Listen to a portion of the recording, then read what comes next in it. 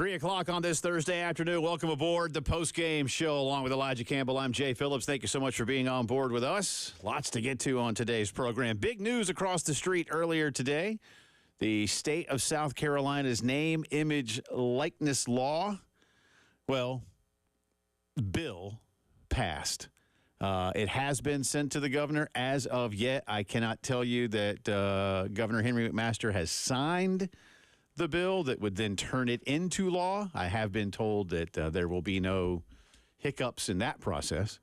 There was a hiccup this week in it, though, and it was more serious.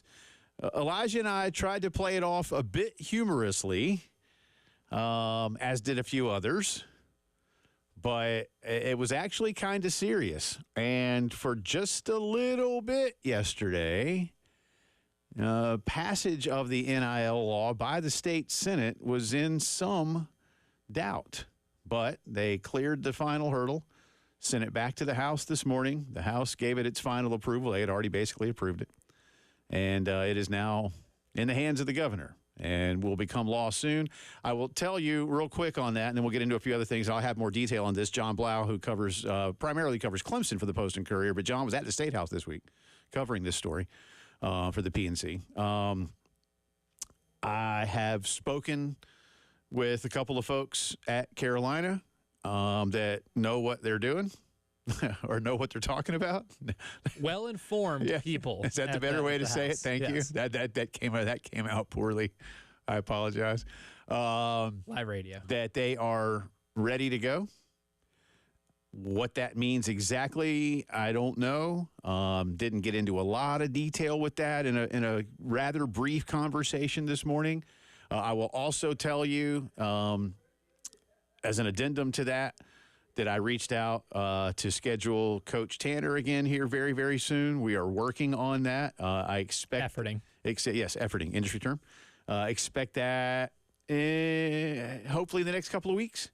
Coach Tanner has been busy with some SEC meetings of late, and we're working on it. So as soon as we can get Coach, and I have put in a request for him to come back in studio. It's been a while. I think when he does, I make him super uncomfortable because I yell at him a lot in like commercial breaks, and he does not like that. You do nothing but make eye contact. Yeah. You don't break it even during the I don't. breaks. Yeah. And maybe some mouth breathing. Yeah, it's not. He doesn't like that. It gets awkward. But I do that on purpose. I'm testing him. Yeah. So actually, don't be surprised if you're watching on our YouTube stream, sponsored by Shepherd's Glass, that you will see him behind the Shepherd's Glass. Here with me.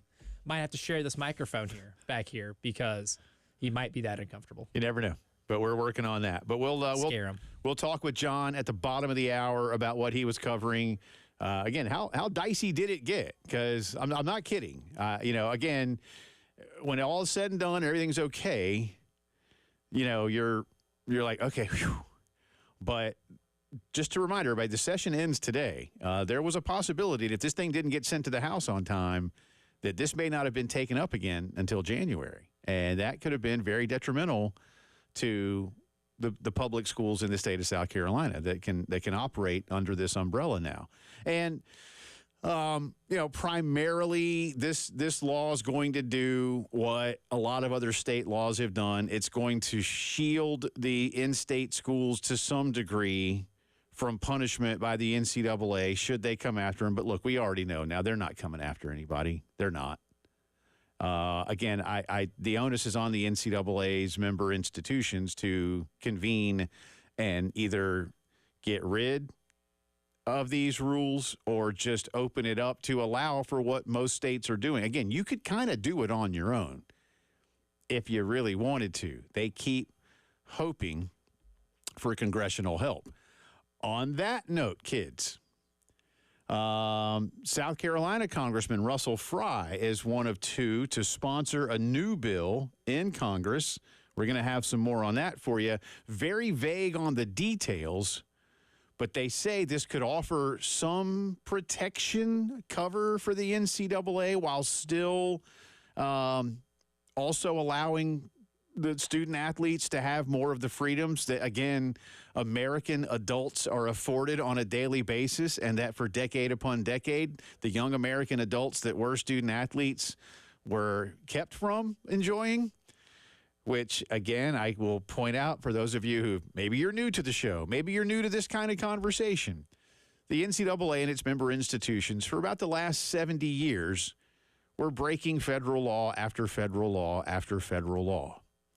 And they've been told now, hey, you've been breaking the law for a long, long time, and it's time for you to stop breaking the law. I wish it was afforded to me like that. If I break the law, I go to jail. You know, yeah. I mean, we can't put the NCAA in jail. It's a lot of people. No, it is. And, you know, I don't want to see like mascots have to go to jail. They didn't do anything wrong. They'd probably be the representatives. Yeah, they would have to. They're the representatives of the institutions, the member institutions. Yeah. So and Big Al, the elephant over there in Tuscaloosa. Oh, it'd be terrible. Yeah. Could you imagine how sad Albert the Gator from Florida would be in a jail cell? That'd be bad. Terrible. Yeah. Absolutely terrible.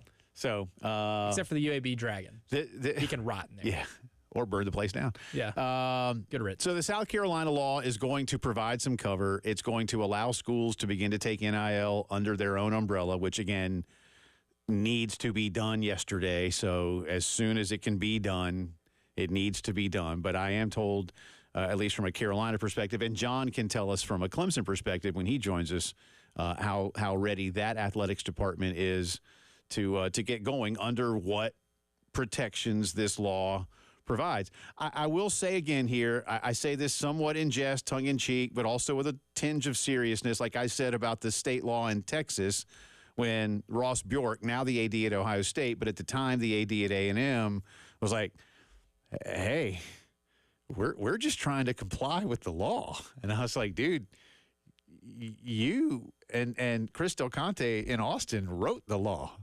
Like, don't hand me this crap.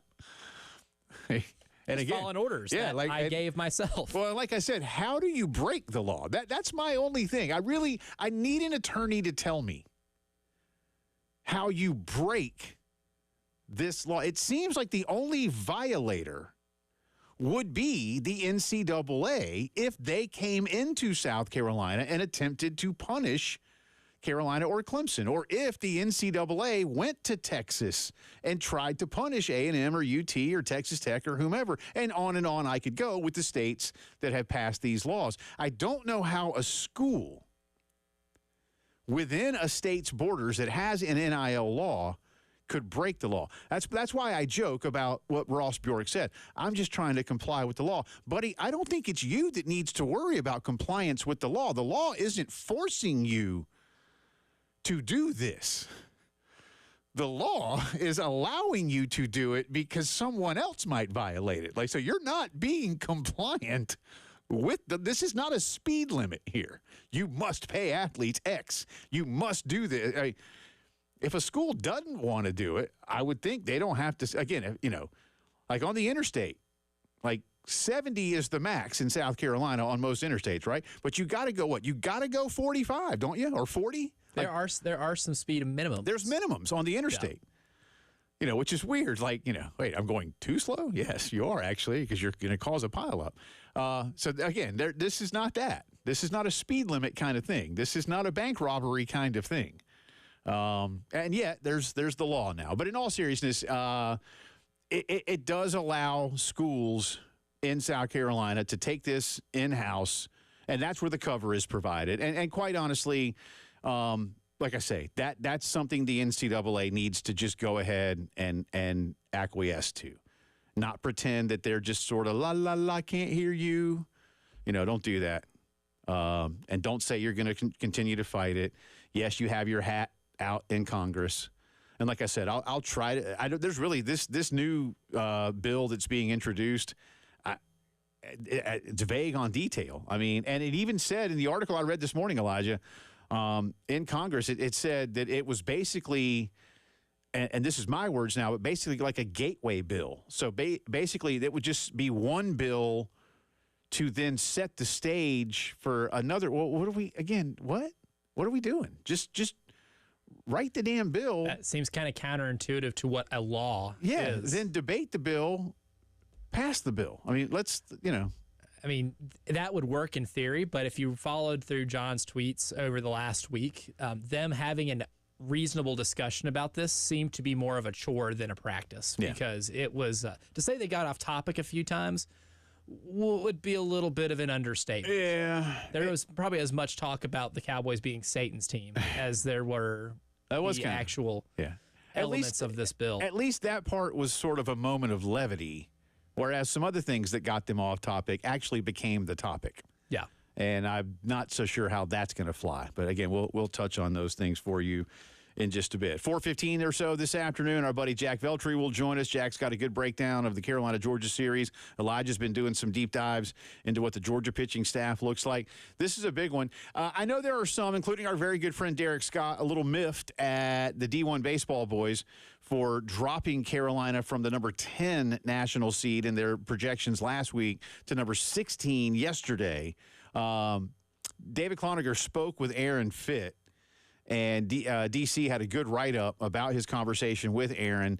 And Aaron explains, I didn't get to listen to their podcast yesterday. We were on remote, and we were just busy beforehand, and I didn't get a chance to listen to the D1 podcast this week as they were debating the merits of the schools that got a hosting opportunity, which Carolina still got. But again, became basically the last team to host, if you will, which means they're going to get the toughest number 2 seed, and in their projection, that was Oregon State. But Aaron said, look, it wasn't that South Carolina did anything wrong. It was that Georgia moved into a hosting opportunity by sweeping Vanderbilt. I forget who Oklahoma beat in the Big 12, but it was a team higher ranked. I mean, look, Carolina was supposed to win the Missouri series, and they did. And on paper, it's not fair per se, and I don't know that Aaron and them said this, but on paper, South Carolina probably should have swept Missouri. Missouri's not very good. But asking a team to go sweep on the road is hard. And Missouri, again, has shown flashes of being an okay team. And they showed one of those flashes on Saturday in their Game 2 win. And here's why I'm not mad that they dropped South Carolina that far back. The Vanderbilt not being a quad 1 win matters. Now that will vary because, as we know now, Vanderbilt improved their RPI by way of the win against Louisville. So that now is 3 more quad 1 wins. Yep. But at the same time, when they're not quad 1 wins, that puts you down below 10. And that's the type of stuff that the committee looks at. They're making a pretty informed decision based off of what the committee looks at, the things they take into account, and that's one of them. And honestly, when Vanderbilt's outside the top 25 in RPI, that sweep doesn't mean as much. Right. So then what could be used as a trump card, like a sweep over Vanderbilt, isn't as, I guess, heavy in terms of weight, right? So somebody like, Oklahoma, who might have a comparable sweep to put at the top of their resume, will end up looking a lot better if that remains a quad 1 win. Stuff like that matters, right? And I totally understand when you lose 3 quad 1 wins in a weekend, whether you can control it or not, that still affects what your overall resume is. This is the best 16 resumes in the sport, right? And I can totally understand why you become the 16th best resume when you drop a few Q1s like that, even if it is out of your control. That sucks, but at the same time, Vanderbilt being good is also out of your control. And them being a quad 1 win will also be out of your control if it becomes an even better one. Say they get hot now, right? But you got them when they weren't very good. Also out of your control. But you're looking at the things as they are on paper, which is what you have to do when coming up with projections and formatting a tournament. And like you and I said yesterday when we saw that later in the show, hey, look, you're still a host. You're still doing enough, and that's your... With plenty of opportunity. Yeah. Plenty of opportunity. And you've got the number 5 RPI team starting tonight. You've got the number 8 RPI team starting next week. By the way, that number 8 team, Tennessee, is in Nashville this weekend taking on Vanderbilt. Really, y'all, it's kind of funny. I'll leave you with this for just a second here. Only one series doesn't matter this weekend. The 2 last-place teams play each other. Every other series, the other 12 schools all have heavy meaning in each of these series this weekend in SEC baseball. We'll get into the NIL stuff for you. Lots of baseball to discuss. A lot of things going on around the NBA, too. It's the Thursday postgame show.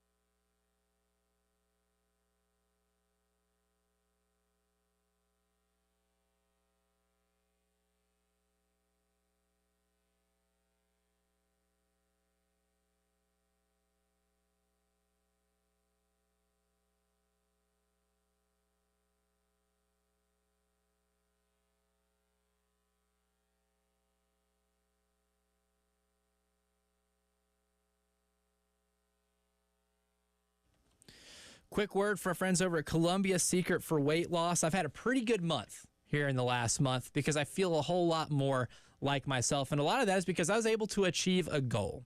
I wanted to lose 15 to 20 pounds, and I was able to lose 20 up in the last month.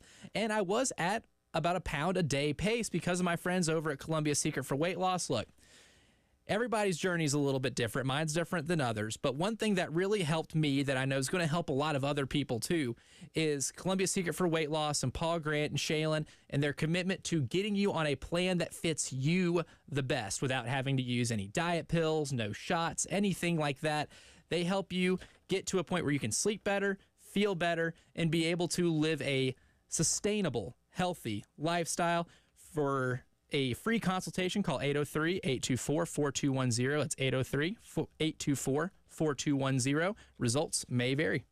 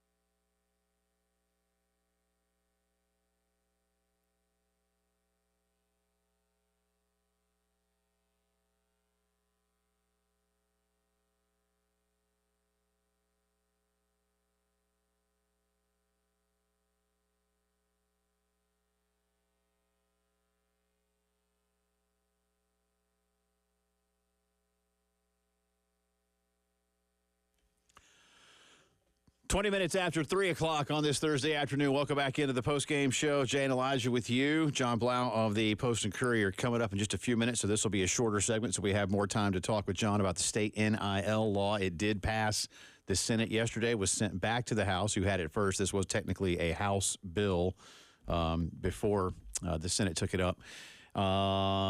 The governor has it. I have not seen as of yet that he has signed it today. I'm not sure when he's signing all the bills that have been passed. Today was the last day of the session, so the governor will be busy. Probably have to get a whole bunch of, fancy pens to hand out for special bills and things they do. Yeah, it's not National Signing Day, but it'll be Henry's signing. Yeah, yes, the governor. It's a different type of signing day. That's right. Do some hand exercises there, He's getting one of those little stress balls. Squeezy balls, stress balls, yep.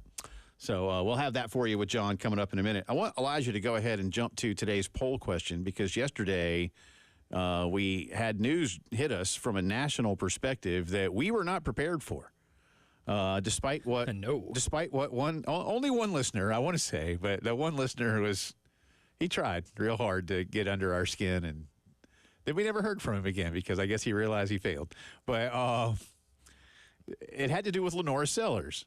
And yesterday, Cody Belair, who is a national analyst for On3, has worked with football programs in the SEC and across the state of Texas. In personnel. So yes, in personnel. Scouting is kind of his thing. Yes. He said yesterday on the Andy Staples show that when they were discussing South Carolina's upcoming football season, he stunned Andy. I imagine he stunned the bulk of the audience, and Andy's got a pretty good audience. I know he stunned yours truly. I was on the treadmill while I was listening to this. As I was huffing and puffing, I called Elijah, said, "You got to get this sound right now." Yes. True story. Back me up. Yep, it happened. I could almost hear the sweat dripping on the phone. Thank you. I tried not to short it out. Gross. Cody said, "Do you want to just play it?" Yeah. We actually still have that. Good. Let's see. I'm trying to find. I know it was yesterday's cut 13. I remember. It's today's cut 19. Look at that, Andy. Right. This might be my hottest take of the season. But I think we're looking at a Lenora Sellers dark horse sort of Heisman caliber. Whoa! We are so high on him at On3, right? Like we believed in the talent, we saw the physical makeup, the athletic ability, the arm talent, the ability to push the ball vertically. Even if they don't have some of the pieces back there, I will say they did bring in Raheem Sanders to carry the load of running back, which is extremely helpful. Absolutely. I think that two-headed monster in that backfield is going to be scary, scary. And I think they know what they have in a guy like Nicholas Harbor, right? If those three guys are the only ones that touch the ball on this offense, I'm okay. Because I believe that Lenora Sellers is going to be so much of a game changer. They were raving about him even before he took a snap of spring. This is somebody that they were saying, oh, my gosh, this kid, though, with the rec specs is an absolute dude back here. So there you go. Again, that's Cody Belair, national college football / scouting analyst for On3. I believe he's based in Texas.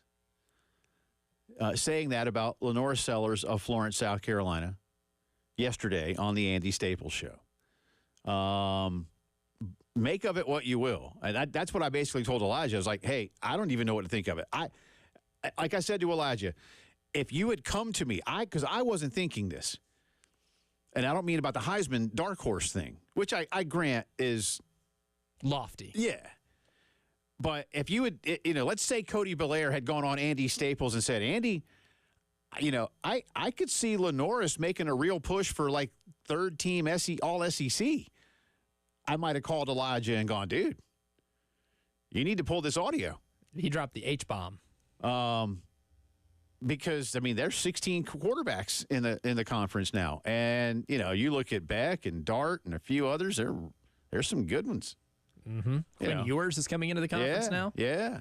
There's some good ones. The Iamaleava, very close.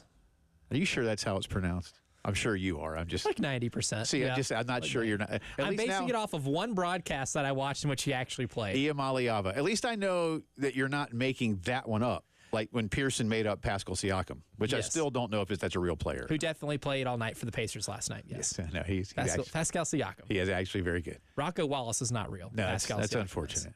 Yeah. Rasheed Wallace was real. Very real. Yeah. Absolutely. So, again, now Elijah has a poll question based on that audio you just heard from Cody Belair, National Scouting Analyst for On3. It inspired us. So at 107.5 The Game, our poll question of the day. On3's Cody Belair sees Gamecocks QB Lenore Sellers as a potential Heisman caliber dark horse candidate. What are your expectations for him? 1, pump the brakes, 0 clue.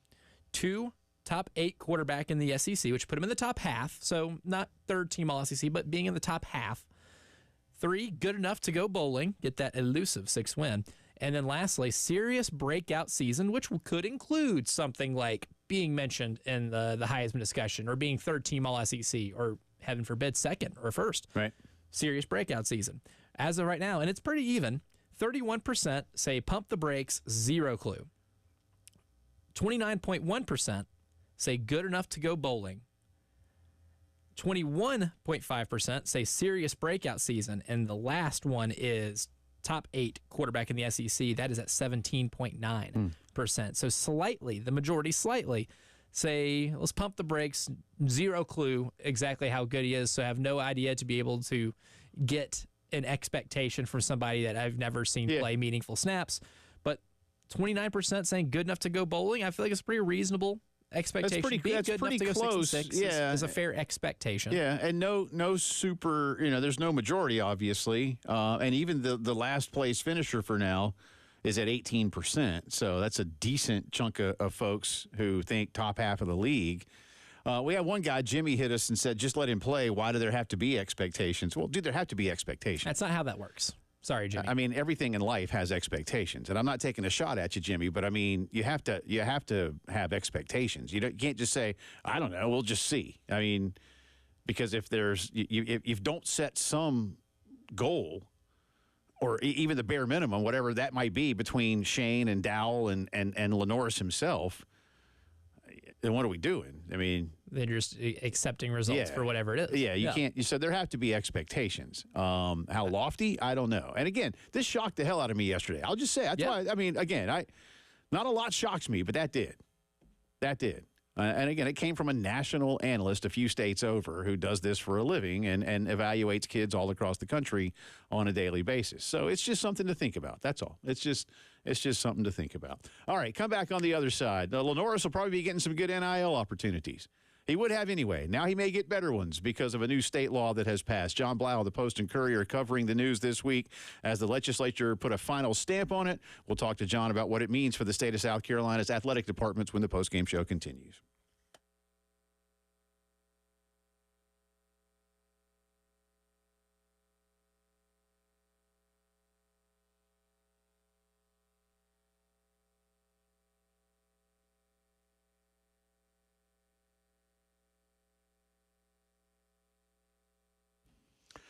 Unlike big banks, when you save your money with Palmetto Citizens, it stays right here in the Midlands. They don't pay stockholders. They don't loan out of state or out of the country. Your dollars work to support your neighbors, to support local businesses and local charitable organizations. Plus, Palmetto Citizens does anything that the big banks do: checking, savings, credit cards, home loans, equity lines, car loans, student loans, mortgages, you name it. When it comes to banking services, you can get it done at Palmetto Citizens, and you can get it done with lower rates and fewer fees. And you can get it done with the confidence that they know what they're doing because they've been in business since 1936. Even I haven't been around that long. My wife and I are customers of Palmetto Citizens, very happy with what they do with us. We use the Millwood branch. They got 14 locations all across the Midlands of South Carolina. Great people in every single one of them. Apply online or learn more at palmettocitizens.org. And remember, at Palmetto Citizens, you can achieve your potential.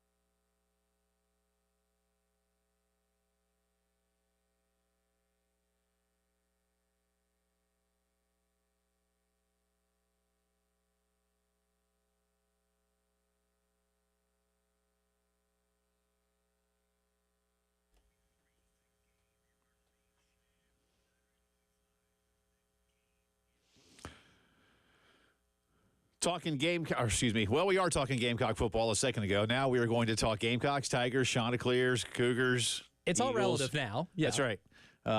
The state of South Carolina NIL law has cleared both chambers with final approval from the Senate yesterday and the House this morning on the last day of this year's legislative session. It's in the hands of the governors. John Blau on the beat covering primarily the Clemson Tigers for the Post and Courier was here in Columbia covering some of the legislative activity, we shall say. And John had a little fun on Twitter with some of that. Good to have you on, sir. How you doing? I'm good. How are you? Doing all right.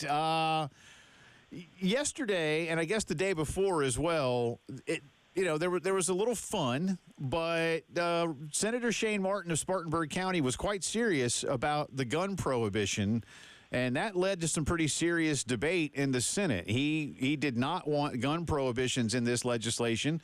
Some senators did. The NCAA at the national level does. How dicey, in your opinion, and maybe in the opinion of those you were with this week, how dicey did it get in terms of maybe this bill not seeing final passage? I don't think it really ever was. I mean, I think it was a priority, obviously, for Clemson, South Carolina, all those schools that they wanted this. I think more so it was just kind of the normal political bluster. I mean, you have to kind of make your points that you believe strongly in. There were a couple senators who were obviously saying they didn't even like the fact that they, were amending this bill and, NIL's gone too far and all that type of stuff. And obviously Senator Shane Martin, his issue was he wants athletes to be able to promote guns. Obviously, very pro-gun guy. I think everybody was kind of making their points. They were going to do what they felt like they needed to do or wanted to do, and then it passed through the next day. So I don't know. I guess I'm maybe a little cynical about politicians. I just wonder how much of it's, how much is it really going to get derailed, or is it just everybody kind of speaking their piece that they feel like they need to speak? And there is no gun prohibition, so I suppose in some sense Shane Martin won that one. Now, from what I understand, John, there is language in the amended bill that basically can leave it up to the schools to prohibit their athletes promoting whatever they deem that may go against the school's principles, which could be rather vague. And gosh, I hate to see that end up being litigated too. But am I correct in saying that while there's no gun prohibition, it doesn't mean that, hey, come on, and like one senator said, I don't want the starting quarterback, saying, hey kids, come buy a Glock. From my understanding, I don't know if I'm understanding this wrong, but I still see the same kind of stipulations in terms of alcohol and, tobacco, adult entertainment, gambling, and then guns and gun ammunition is still in that piece. Right. And so I don't think the state's allowing that. I don't know if he won that fight. I still think it's under that list of things that you're not supposed to do. Maybe there'll be, situations where it might be challenged, but as far as I'm aware, I don't think you're going to be able to do that.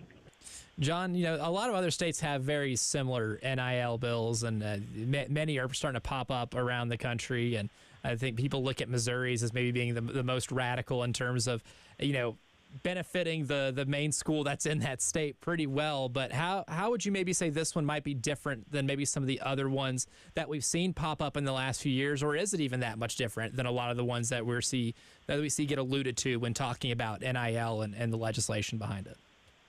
Yeah, as far as this bill, from my understanding, it's basically just bringing this into compliance with what the NCAA has done, in recent weeks. They basically said now that schools can create and facilitate these deals, which allows South Carolina, Clemson to have more people in-house that can get on the phones, call companies, say, hey, do you want to do an NIL deal with this person? It potentially allows I think obviously South Carolina, they had like a marketing agency they wanted to have in-house. They weren't allowed to do that because of NCAA rules before. Now they can kind of have that there. There's the potential of, the collectives themselves almost basically being a part of the fundraising entities. They could come in-house at some point. So, I mean, it's basically, I would say standard in terms of what we've seen around in other states. Everybody just wants to not be limiting their schools more than the NCAA does. The next step, though, is, and I think in Virginia, obviously there's bills that have come up in terms of they're legislating to try to get the athletes paid directly by the schools, which is the next step probably in this process. And who knows if the states themselves are going to be the ones to push this across the finish line, or if it's going to be a settlement in the House case that a lot of people are talking about, or the NCAA themselves actually.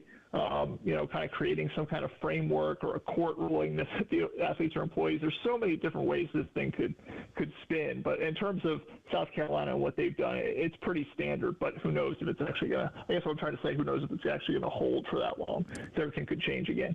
Talking to John Blau, the Post and Courier, the state of South Carolina NIL bill passing the House today. That was the final hurdle. They took it up. That was their bill first, then to the Senate, now on to the governor.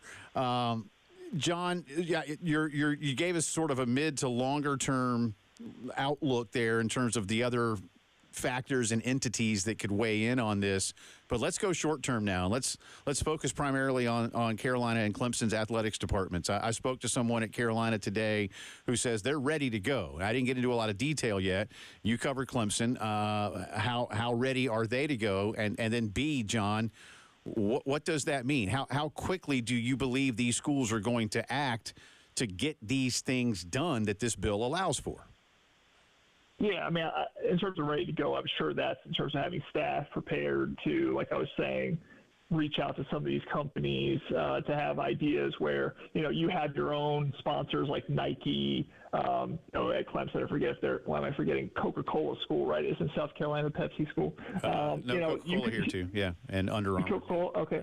Well, never mind.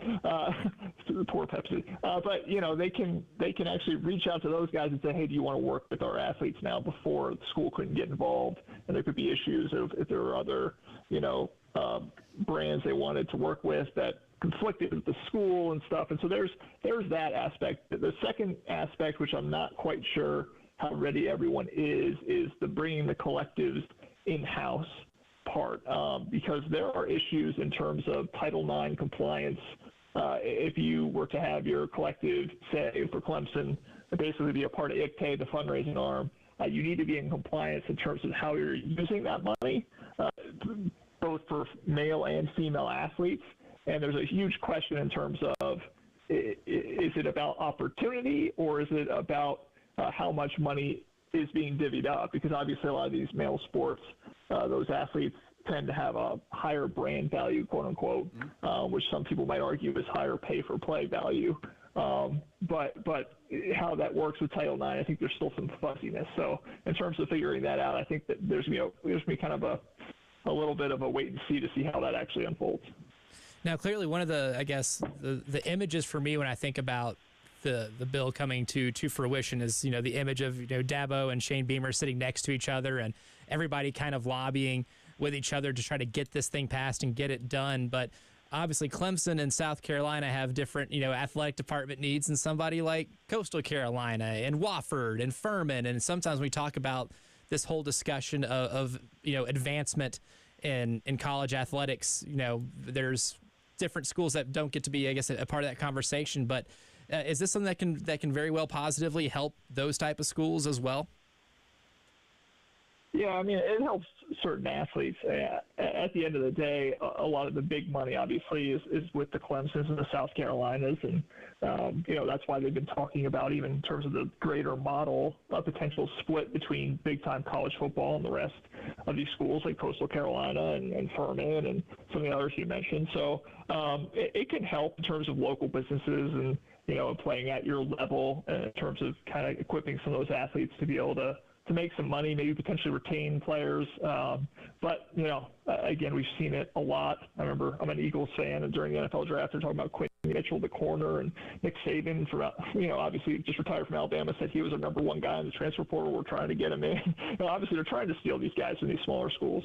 And that's still going to happen. And obviously with the NIL, the way it's going to be constructed and how much these schools are placing an emphasis on raising it, they're going to be stealing a lot of players from the Coastal Carolinas and the Furmans or whoever's if they see someone worth taking. So it's kind of, the big fish are getting bigger. The small fish are going to do the best they can. But at the end of the day, most of the money, I guess what I'm trying to say, most of the money is still going to be with the athletes that are at Clemson and the South Carolinas and schools of that size.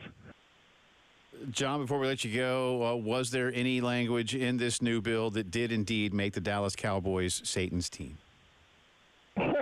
I did not see that. I don't think the Catholic diocese is prohibited from working with the Cowboys, even though they're a pro team, and I don't think that really is anything that anybody would, had anything to do with. To use a movie term, I guess that's left on the cutting room floor. Although they don't do that anymore in the movies, but they used to back in the day. John, appreciate you, buddy. We'll check in again as with the baseball stuff here, as both these in-state schools look like they're going to be hosting in the NCAAs as long as everything goes the way they want them to. Good stuff. Appreciate you, man. I appreciate it. Thanks, John. That is John Blau, John_Blau, B-L-A-U, to follow along on Twitter. And he'll be covering a very big baseball series this weekend. Clemson at Wake Forest. Both those teams, pretty good. Big opportunity for Wake. Clemson, I think they're kind of locked in. Real quick, hit that sounder there. We have time for that, or you want me to just give them away? We sure do. Call now for your chance to win tickets to go check out Asia Wilson and the defending champion Las Vegas Aces take on the Puerto Rican national team. Caller number 6 wins from the game. 404-6100 is the number to win those tickets. Caller 6, good luck.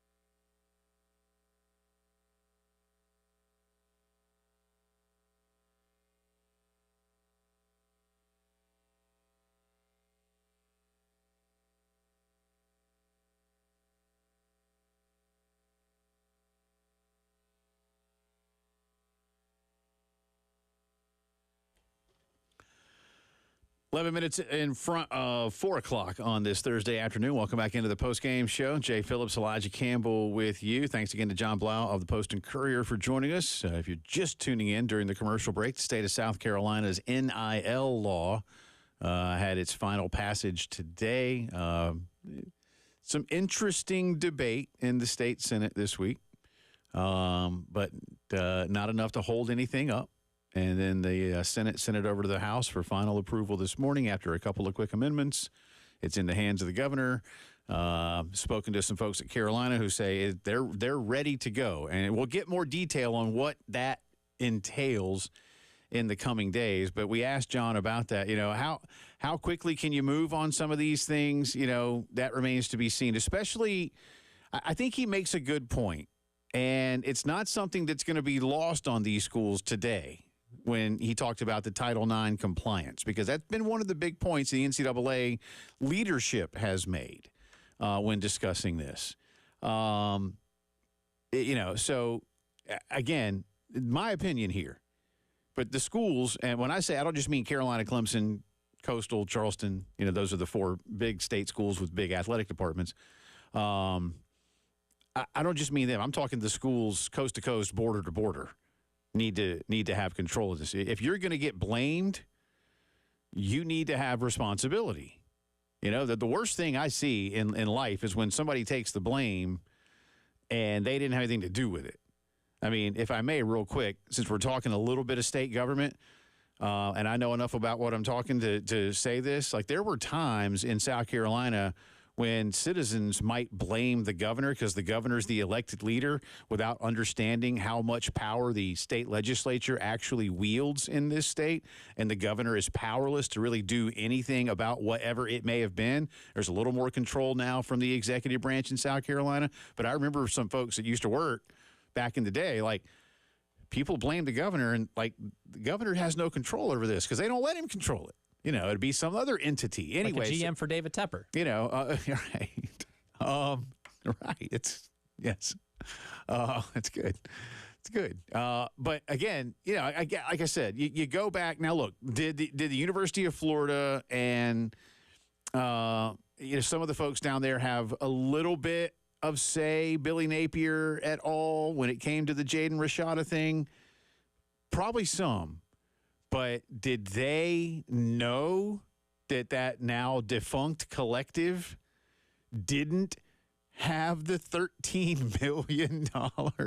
That's a pretty big promise that if I'm going to make, I want to at least be sure I can provide a good chunk of it. But people were like, oh, Florida's so stupid. How'd they let that? And I was like, well, wait a minute. If Florida was in control of the NIL collective under their fundraising arm, or their booster club arm, or whatever arm, then they would have known. We don't have $13 million. They wouldn't have offered $13 million. Right. And that's what I'm saying. So how ready, to kind of come around to that, how ready are Carolina and Clemson to bring these things in-house in terms of, like, look, the law passes today. This is me being hypothetical. The law passes this morning right across the street. The governor's office is also right across the street. Governor signs it today. Tomorrow morning, they wake up and go, hey, Garnet Trust, you're now under our direct control. I don't think it's that quick, but is it the beginning of June? Is it the end of the fiscal year, later this summer, and the start of the academic year, it may be 1st of August? I don't know. But as soon as they can do it, they need to do it. And that, again, I don't just say that for schools in state. I say that for schools in America. Nationally. Yeah. Yeah. Time for that to happen. Oh, yeah. And here's the thing, too. Maybe we can end up having rules, at least with some type of disclosure of who's making what, so we can establish a little bit of a market, right? That's kind of the next step. Yep. Is to be able to know what everybody's paying for a certain player, and that way, like, players have better negotiating power, and it's not just agents blowing up the phone numbers of coaches saying, hey. So, there's a piece in The Athletic today, Kyle Tucker, talking about the market for players in the basketball transfer portal. And there are some agents who will call coaches and be like, yep, we have 4 offers of $750,000. And they don't got 4 offers of $750,000. It's a lot of smoke, but they can't fact check them on that.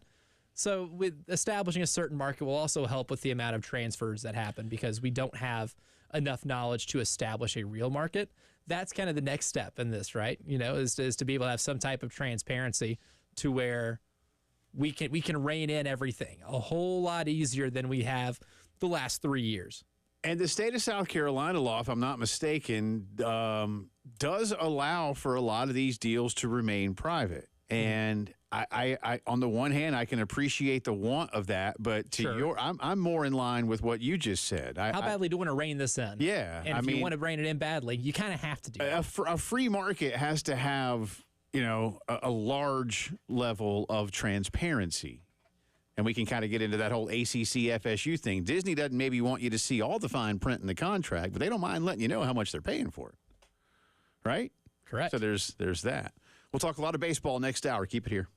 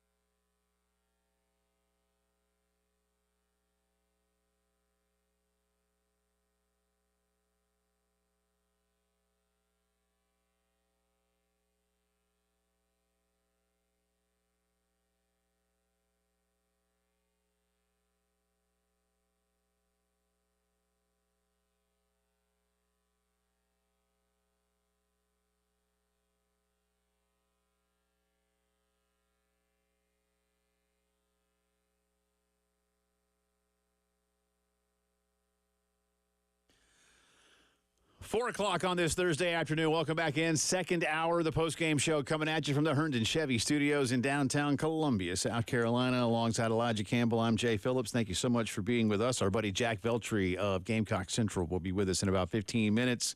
Got a lot of baseball to discuss. Huge weekend for Carolina, for Georgia, who comes in here. Really, it's a huge weekend in the SEC, and it's coincidental.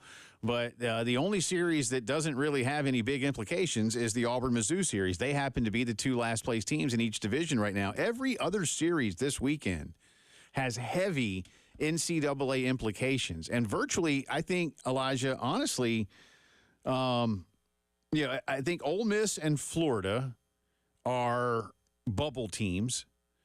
I think the other 10 are in. I think Florida and Mississippi, having national championships under their belt in recent history, will get some, in my opinion, some level of subjective benefit of the doubt, perhaps, if things can go their way. But y'all listen to this. And here's what I mean by big implications for each team that's playing. Now, the Carolina-Georgia is the only series that starts tonight. So everything else will start tomorrow. So we'll have more on these tomorrow as well. But just to give you an idea, Kentucky is at Florida. Kentucky is now D1 Baseball's new number one overall national seed. Kentucky would like to hold on to that, I'm sure. Florida, though, if they could take 2 of 3 or better from Kentucky, can then have said, and I think, what's Kentucky, 2 in the current RPI? Yep. Florida can at least say, we just took 2 from the number 2 team in the country. And right now, seriously, don't worry about whatever the polls say, because there's so many polls. And I love the guys at D1. That's the poll we use when we use national rankings. But really, when you hear us talk about numbers for the most part now, you're going to hear us using the RPI. But that's what Florida's got as they try to get into this tournament. What an amazing opportunity in Gainesville. Go knock off a top 5 team, and it's going to do you a world of good. Do Carolina some good, too, because you won both these series. So you can't lose there. Tennessee goes to Vanderbilt. Tennessee is the number 1 team in the rankings. They'd like to be the number 1 overall national seed. They're very close to that right now. But Vanderbilt, wants to secure that top 25 RPI, top 20 RPI. Vandy, maybe with a series win here and a series win. They have Kentucky next week, right? Vanderbilt does? I believe so. It's another really large opportunity. Vandy could still, with a nice finish to the regular season and a not-so-surprising potential run to, say, at least the semifinal of the tournament, might host. Yep, they'd pick up enough quad 1 wins to make that resume look really good. And people would go, well, they won a series with Tennessee, and they won a series with Kentucky. In Kentucky, which is why getting swept in Athens was so – that's why you can't get swept, right? Like, you just can't get swept in this conference because it's a bad look. And Vandy's been swept 3 times. It will be held against you. Yeah, and that's the one thing that's going to make it hard. But it's doable. It's not necessarily likely. LSU is at Alabama. Alabama has a really nice RPI, but not really seen as a host right now. LSU just took a series from A&M, who's a top 8 national seed right now. So, as LSU fights to make sure they're in, Bama would like to host. This is a big series for both of them in terms of who wins the series. And again, I'll give you a fact, all right, unless there's a rain out. But as long as all these series go 3 games, someone will win the series. Fact. Thank you. They're only 3 games. Unless, weather and if it's one of those weird or Bud Selig's in the stands and decides enough's enough. Stupid-ass tie, yeah. Because Carolina and Missouri could have actually been flirting with tying on Sunday. Closer than some might think. So I guess I'll restate my point of fact. Tie games on Sunday. As long as all 3 games conclude with victors, fact, someone will win the series. Mississippi State is at Arkansas. Arkansas, again, would like to hold on to their national seed. Mississippi State is playing great baseball. A win in Fayetteville, series win in Fayetteville. Man, and all of a sudden State is absolutely in the hosting conversation. The way they've played recently and the series they've won on the road already, that weighs heavily.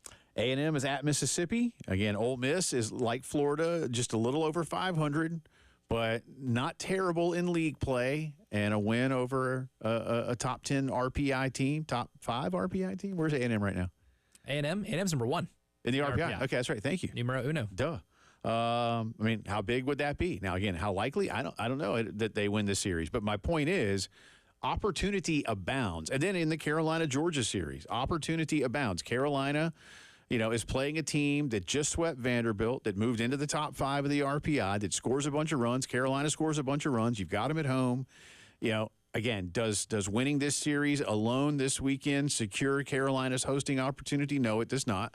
But does it all but assure it? Yes, it does. Again, don't go to Knoxville next weekend and get swept. Mm-hmm. That's why I'm going to keep saying it. Go 3-3 to close out the regular season. See what happens. Again, Elijah and I don't necessarily disagree. We see it a little bit differently. I do believe 6-6 is enough. Elijah's not quite where I am because there's so much, and I get your point. I'm weighing a little more on the SEC tournament. Yeah, you're, and you may be pulling me around to you, especially once we get to Sunday afternoon and then come back in here on Monday and assess what's happened across the SEC and ACC especially, because there's a pretty good series in the ACC. We'll talk more about those tomorrow. But again, Clemson-Wake is one of them. Wake beats Clemson this weekend in the series. Heaven forbid they sweep them. Yeah, well, if they sweep them, Wake's hosting. Yeah. And then that changes a lot of dynamics in terms of that, because it's going to knock somebody out of a hosting chance. And let's say, and again, I'll go negative for a minute here, or at least worst case scenario. What if Wake were to take the series against Clemson while Carolina did not here? You're switching with Wake Forest, in my opinion. And at that point, South Carolina likely falls in the projections, at least, down to a 2-seed line. And you're not going to host. So, while it is not, literally and definitively a must-win series, I call it a you better win series, or you need. Last week was a you better win series. This is a you need to win series. This is almost like, because Georgia's in a somewhat similar position. They're better in the RPI because they are top 5 right now, but they're still sitting at 9 quad 1 wins too. But they also only have 2 losses outside of that first quadrant as well. They're also lacking true road wins. They only have 5 on the season. They're 5-9 in true road games. And usually a lot of these teams that end up hosting, one of the things that boosts your resume is being really good on the road. That's one thing that South Carolina can boast, is that they're over 500 in true road games.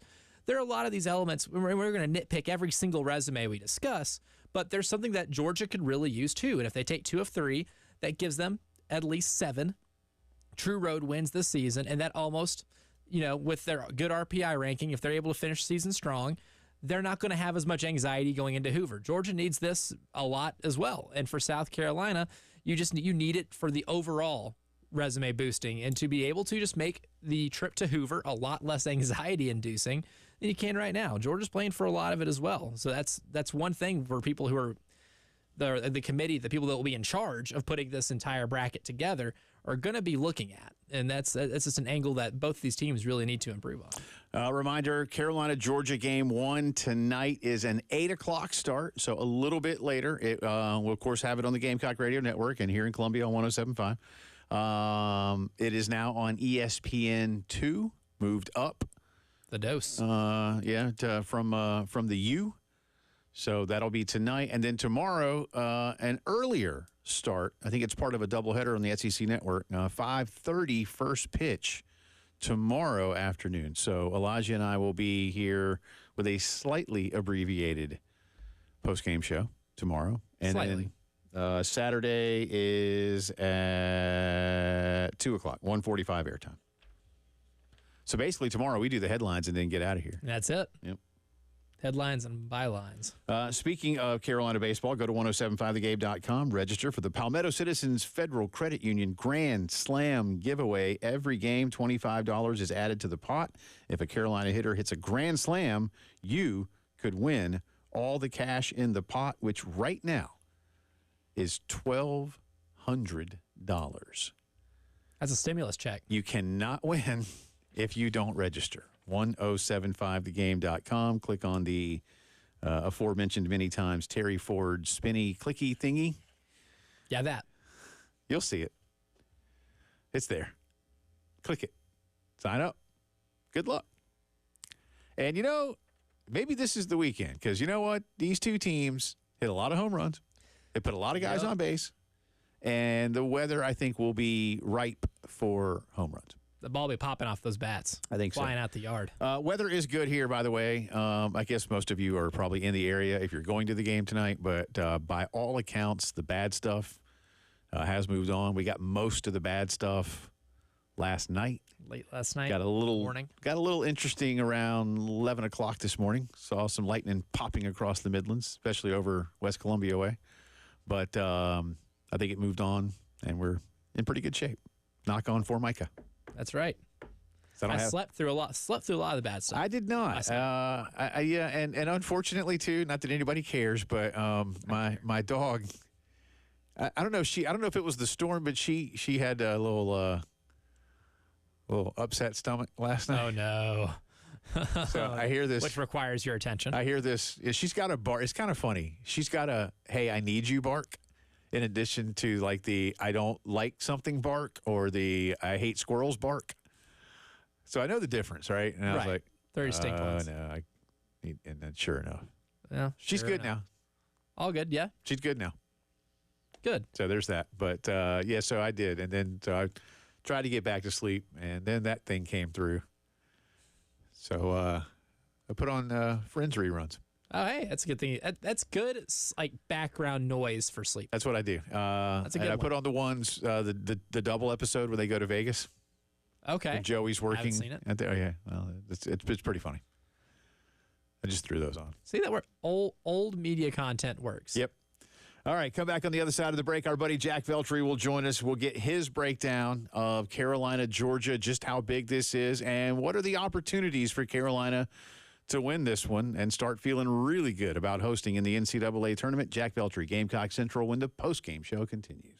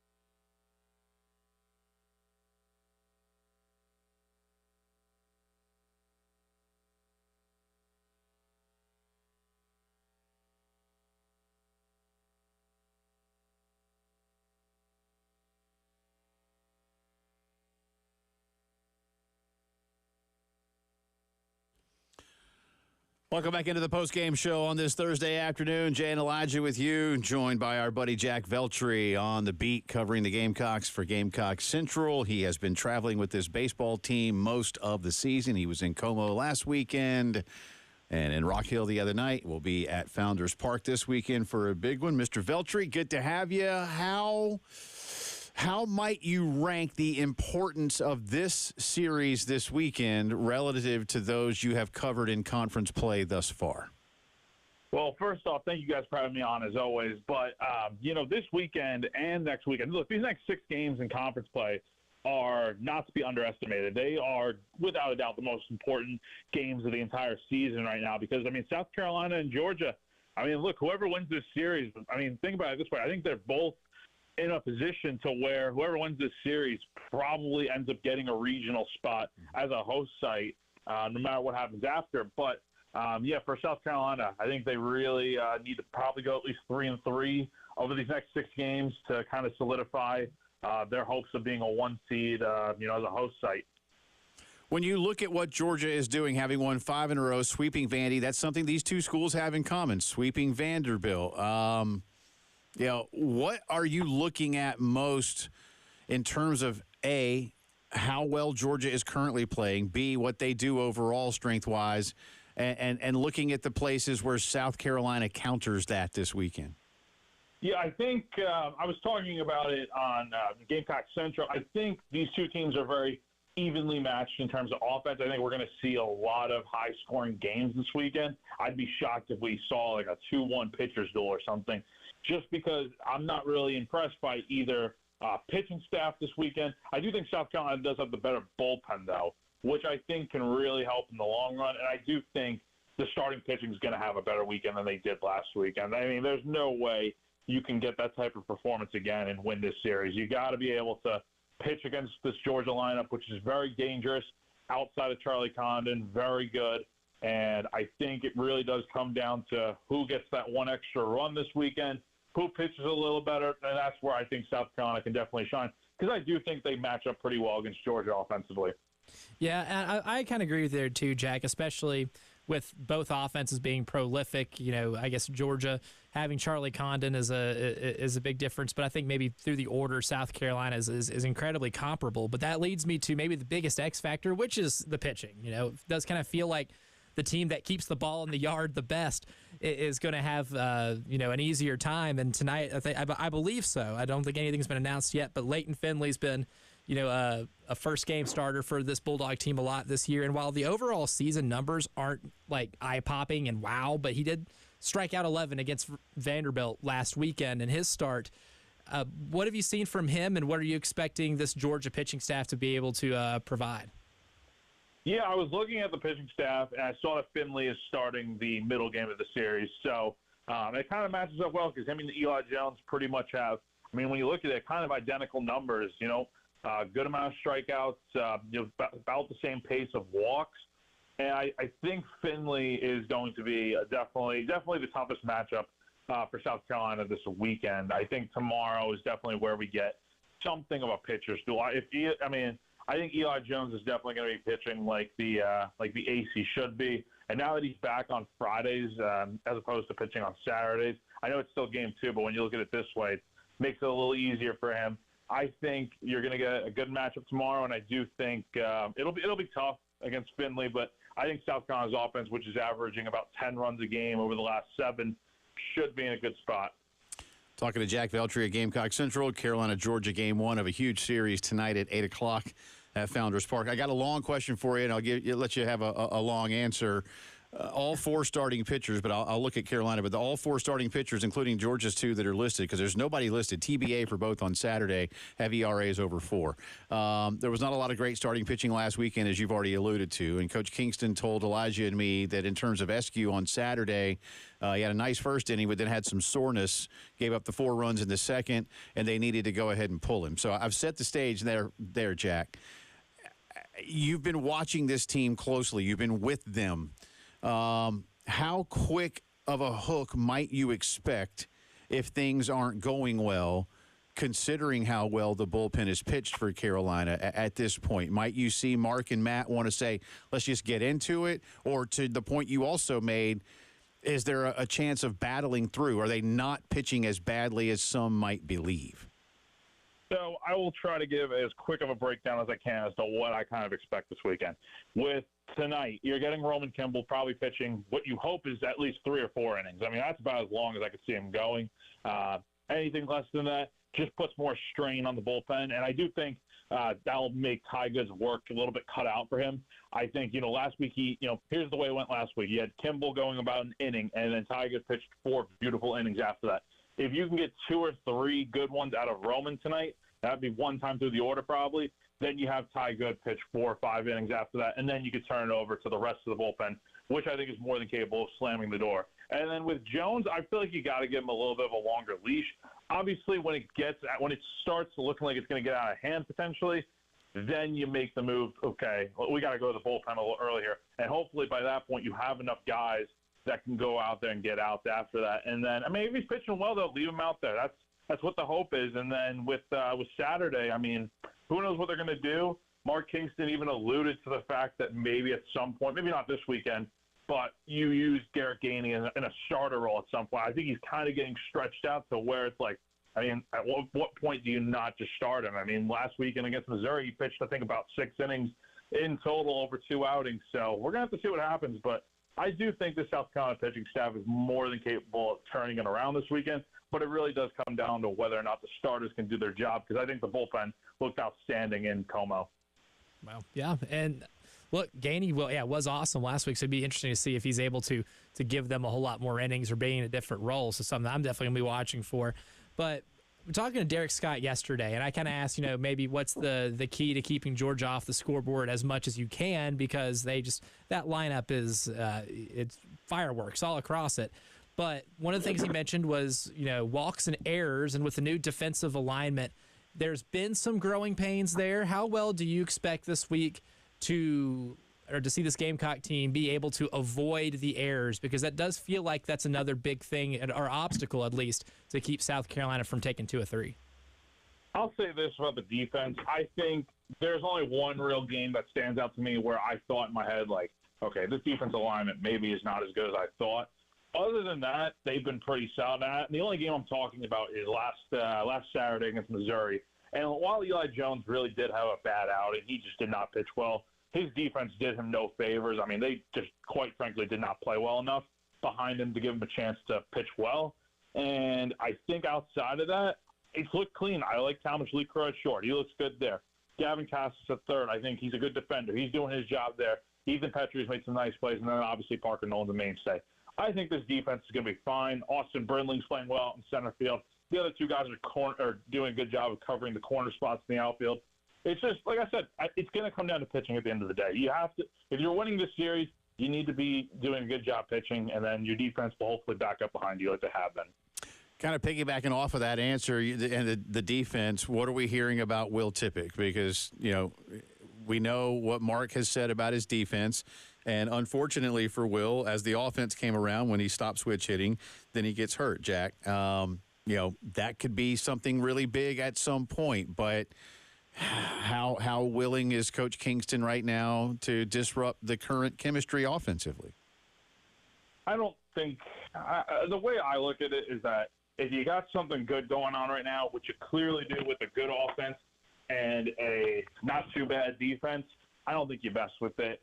And, I saw when I was in Como, I did see Tippett was like suited up and stuff and, going through warm-ups and stuff. But I just don't see a way in which, and it's unfortunate because he was on such a good run before the concussion happened. And look, if at some point, maybe if he's good to go for this weekend, you have him pinch run in the late innings. Let's not forget this guy is probably one of the faster on the team, and he's also got a pretty good glove. If you need to trade out a little bit of, a little bit of defense in the late going and get him in there, then I think it's definitely the right situation. But I think overall you don't mess with what's working right now. I think Kingston brought it up is that if he has to make a change, he will. He's not afraid to do so. But with what's going on right now and how well South Carolina's playing, why would you even think about messing with that? Jay and I have talked a lot this week about maybe the importance of the SEC tournament in terms of South Carolina hosting. Clearly, the games this weekend with Georgia and then in Knoxville next weekend are going to have a massive impact on how your resume is viewed going into the selection process. But how important do you think it is for South Carolina to be able to steal at least one or two games in Hoover? So I do think, like you said, these next 2 weekends are going to both be quad one type of category games. You have 6 of them. If you get 3 of them, that puts you at 16 wins, which for reference, that was what it took last year for South Carolina in terms of conference play to become the 15 overall seed in the NCAA tournament. But I do think, and I think last year, I think they only won 1 game in Hoover, if I'm not mistaken. So, and that was with a bad month of May. So I do think going 3-3 or better would be ideal. If you get swept to Tennessee, it's not the end of the world. But I think you definitely need to win this series this weekend. And then with Hoover, I mean, South Carolina's history there is not exactly one to look back on and be proud of, but over the last 10 years or so. But I do think maybe something will click this year. Maybe that'll change. I mean, it's got to at some point. And I do think winning a game or 2 there would only help their chances. But I think in terms of the regular season, whatever they do these next 2 weeks will probably solidify what happens. Yeah, and you guys are young, but I've been saying, Jack, don't worry about this. The history of the results at the SEC tournament goes farther than 10 years. I don't get it, man. It's just they again, one tournament win, like one overall tournament victory, champions. Other than that, it's usually like, So, there's that. We'll see. Great stuff, man. Really have enjoyed your breakdowns, especially when you've been out on the road with this ball club. You're doing fine work, sir. Keep it up. We appreciate you. No, thank you guys so much for the kind words. Really appreciate it and always happy to come on when I can. Thank you guys again. That is Jack Veltri, Jack T. Veltri, to follow along on the Twitter, GamecockCentral.com. We'll look at some of those national projections with both Carolina, Clemson, and the SEC and ACC when the postgame show continues.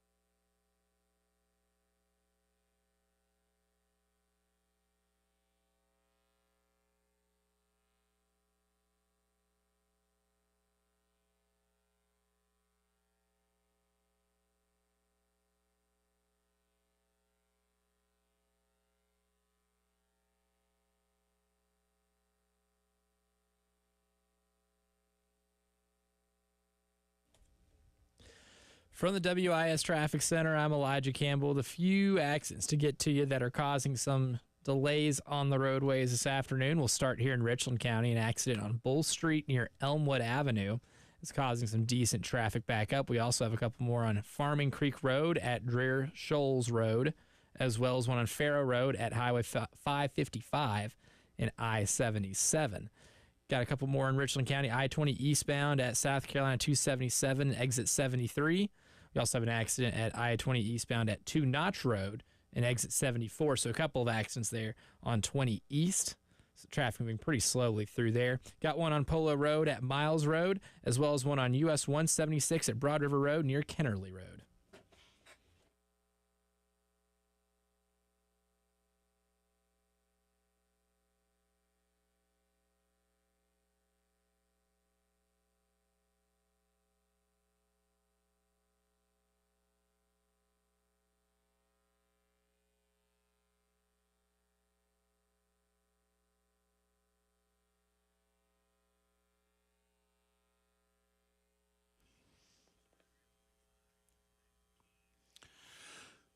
Talking a lot of Carolina and college baseball. Thanks again to Jack Veltri for joining us. Getting ready to get into the latest D1Baseball.com national tournament projections.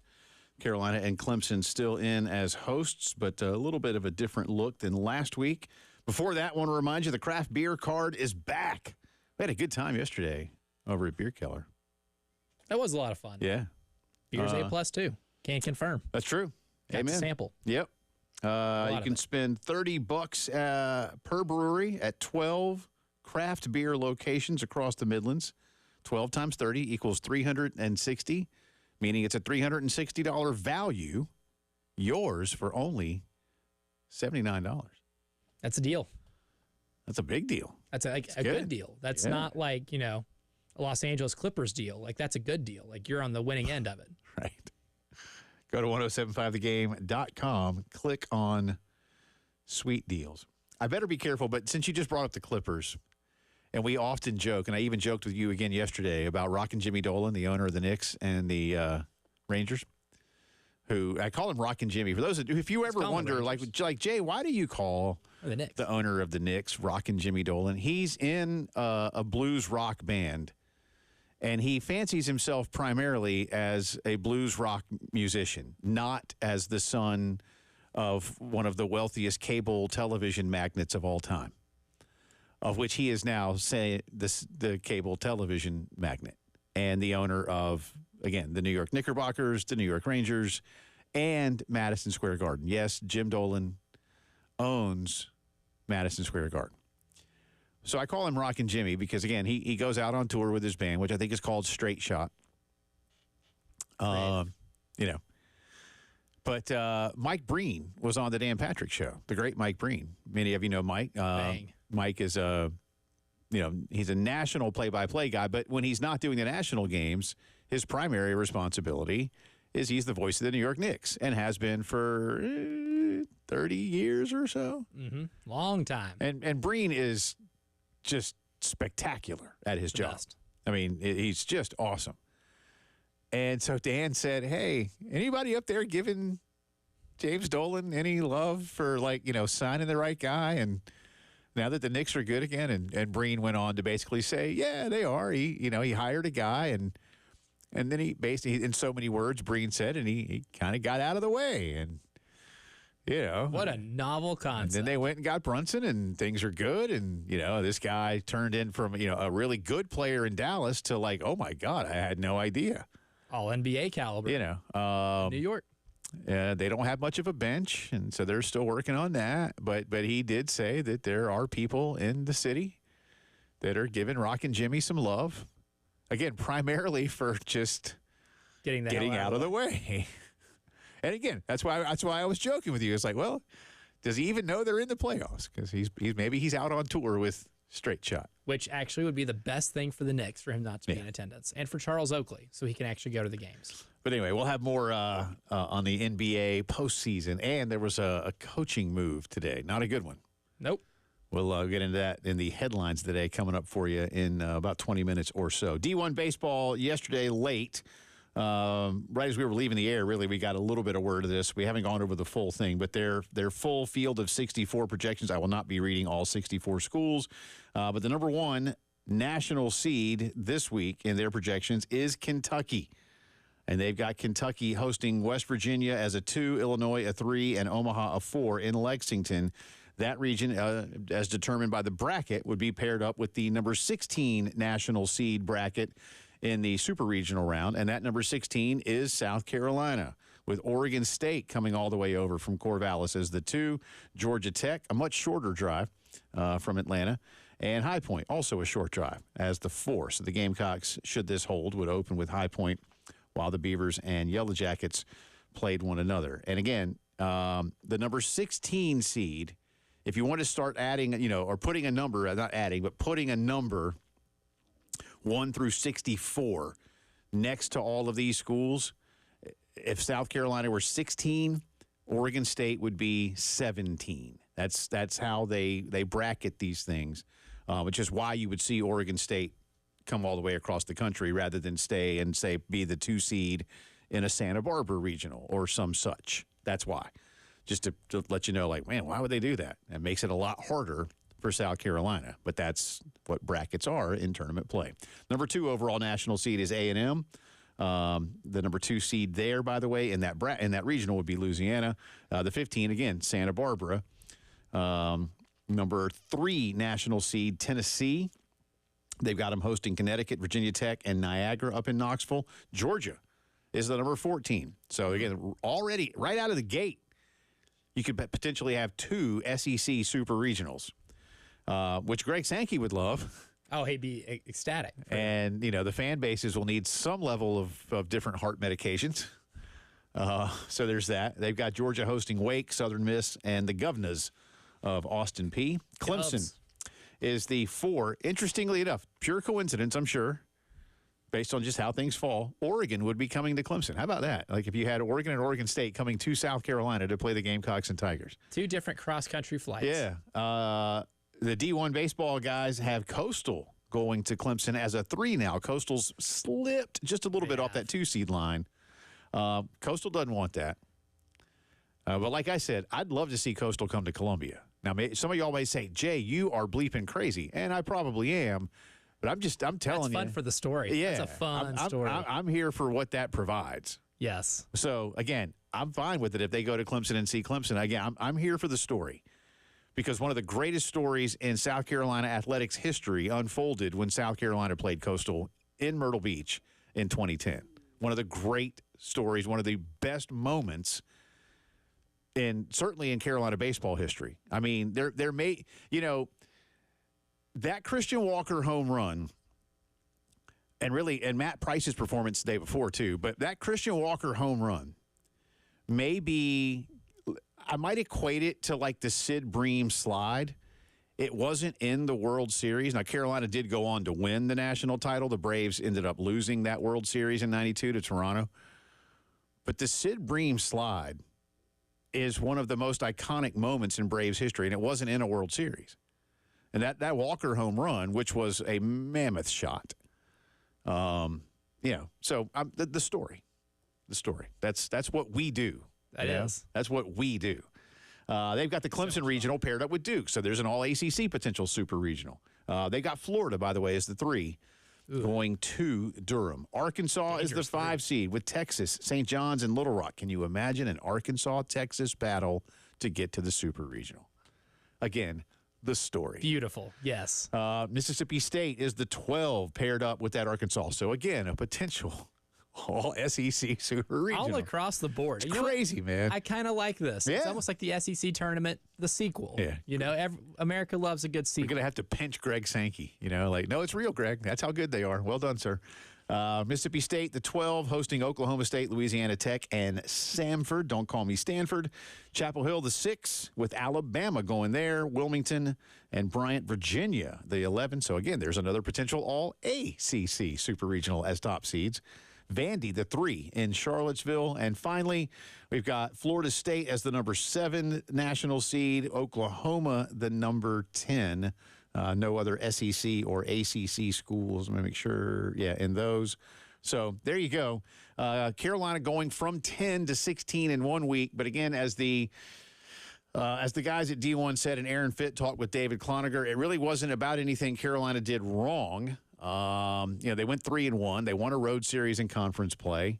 But other teams like Georgia and Oklahoma simply did a little bit more last week to maybe move up. But Carolina still has plenty of their fate in their own hands, if you will. We'll have a little bit more on baseball coming up for you in just a bit. Come back on the other side. Caitlin Clark, of course, has become a household name. And there was a odd moment with her and a media member a few weeks back. There's now the full fallout from that moment, and we'll explain what not to do when you're covering sports because of that when the postgame show continues.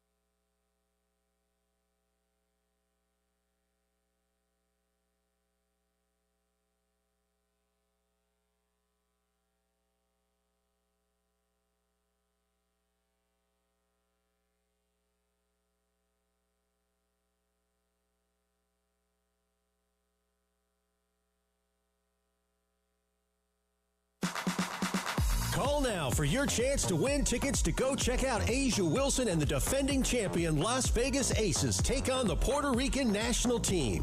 Caller number 6 wins from the game. DJ Elijah Campbell mixing it up for you. Caller 6, good luck. Call right now, 803-404-6100. That's the phone number. While we're doing that, Kenny was already on hold. We can't let Kenny win. Sorry, Kenny. But he is up next talking a little baseball and more. How are you, bud? Welcome in. I'm good, Jay. Listen, I got a couple questions for you. I'll ask them and be brief, and you can answer them. One, South Carolina baseball. Love South Carolina baseball. Been a fan my whole life. You and I are about the same age. I'm a few years older than you. Do you believe that South Carolina baseball has the home field advantage now that it used to have? I think it's a wine and cheese crowd anymore, and I don't know whether it's apathy. I don't know what it is, but I do not, outside of the players being at home and it being our field, I do not see an advantage as far as the home field advantage. I watch SEC games all the time at night, and it ain't no LSU, it ain't no Mississippi State, it ain't no Arkansas, and it's not a lot of them. And I just think we've dropped as far as the home field advantage. I would like your thoughts on that. Second question: is Arsenal going to hang on, or are they going to let Man City come and? Oh my God! You can answer me this one real quick. Do you have they finished their home and home with City, or do they? Yes, they have. And Arsenal took 4 points of the 6. They won in London, and they drew 0-0 in Manchester. So yeah, Arsenal had a good year against City directly. Arsenal goes to United this weekend. City has Fulham. Arsenal has Everton next weekend, and I think City has West Ham. So I got to pull for Fulham to get it done, man. That's what I need there, but it's going to be tight. I'm pulling for you. Yeah, thank you, buddy. I'm a Tottenham fan, so God, that's hard to say, but hey. Well, I appreciate it. My wife is a Tottenham fan. Michael Haney's a Tottenham fan. Elijah's a Tottenham fan, so we got all that. But we'll see. Life of a Tottenham fan is tough, but I would love to hear you say. Yeah, let me tackle that one. Yeah, I'll do it. Thank you, Ken. Yeah, I'm sorry. Go ahead. Yeah, real quick. Go ahead. One last thing. Dan Patrick, I love Dan Patrick, but how much longer do we have to listen to him 12 hours before the news is? I mean, I love his radio, and at nighttime I'm hearing him. Is there a contract now? Why? That's the way. Live sport. Yeah, the way. Thank you for that question. Dan used to run. Dan's show is live 9 to noon. But we now run that on tape delay because we are live from 6 to 6. So we listen to Dan here in Columbia, at least. I can't speak for everybody, but in Columbia, it runs on tape delay because we are live 6 to 6. As for the home field advantage question, that's interesting. And I'll give you the short answer first. No, I don't think it's the same home field advantage that it used to be. It's not that it's a bad home field advantage. There are still fans that love this team. But as a lot of people know, and we've heard from them here on this show many times, I deal with them on Twitter on a routine basis. There's a faction of this fan base that doesn't like Mark Kingston. They may not like him as a person, but they don't think he's the right coach. They don't go to games and have the same level of confidence that they may have had in years past, certainly when Carolina was at what I like to say the height of its powers. It began, I suppose, under Coach Holbrook when the expectations were almost unrealistic here. I mean, you played for 3 straight national titles, and to expect to just say, well, I don't expect him to play for a title every year, but I expect him to be in Omaha, and then look around we just gave you all the breakdown of the D1 projections. There's 3 potential all SEC super regionals in there. There could be up to 12 schools that go to the tournament in a 64-team field. Better than 20% of the field could be from the Southeastern Conference. Plus, you play Clemson, you play North Carolina, you've played NC State. It's hard. It's a gauntlet. It's just hard. And I think when people say, well, I don't want to hear that it's hard, I just want what I want. And I understand that. Again, he mentioned Mississippi State, who won a national title, and then the next 2 seasons didn't even go to the playoffs. It's hard. That's not an excuse. That's a reality. You can take it and spin it however you want to. But I do sense what Kenny senses when I'm at the ballpark. it used to be that you couldn't get a ticket for some series, and now you can pretty much. I mean, there's tickets available this weekend. Not that many left, but you can go. And I would urge you to go if you want to see this team do it. Go listen. This is a good baseball team, y'all. This is a really good baseball team. They hit a lot of home runs. They're fun to watch. This should be, for entertainment purposes, this should be a really fun series this weekend. You may see a lot of home runs, and especially you youngins out there.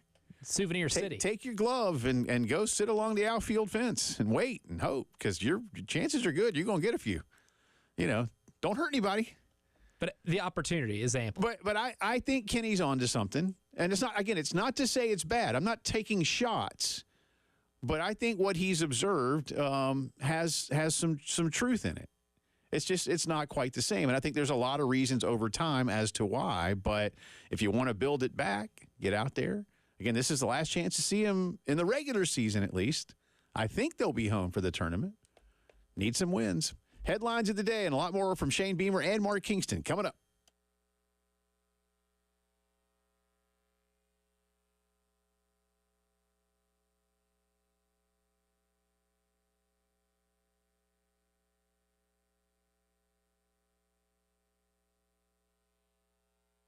AAA Heating and Air, some of my favorite folks to tell you about, Roy and Dana Finley and their amazing crew. They keep my family nice and comfortable all year long, whether it's, that week or two when it's cold here.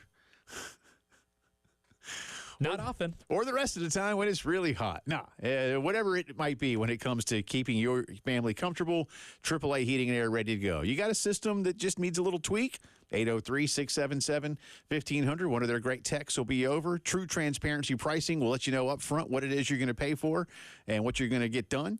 Ready for a new system? How about 12 months, no payments, no interest? How about guaranteed financing? How about a 15-year parts and labor guarantee? More efficient, more comfort for many years to come, and it won't bust the budget. Any of those things and more, 803-677-1500. Online, call AAAtoday.com. Stay comfortable all the time with AAA Heating and Air.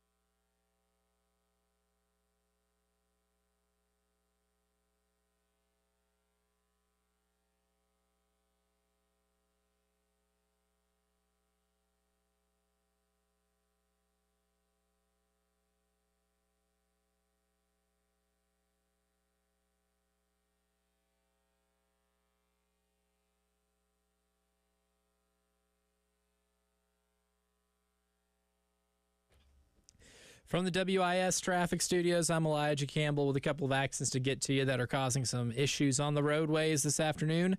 We'll start in West Columbia. We have an accident on I-26 westbound. That's going to be over at I-77 exit 116. and that's got the right lane completely blocked. So on 26 West, near exit 116, traffic is completely backed up with the right lane being blocked. We also have an accident that's been cleared. That was over in Northeast Columbia. That's on I-20 eastbound at Two Notch Road, so traffic moving a lot more smoothly through there. We also have a couple on US 176, one at Broad River Road at I-20, and another one at Kennerly Road. We also have one on Polo Road at Miles Road and Hope Ferry Road and US 378.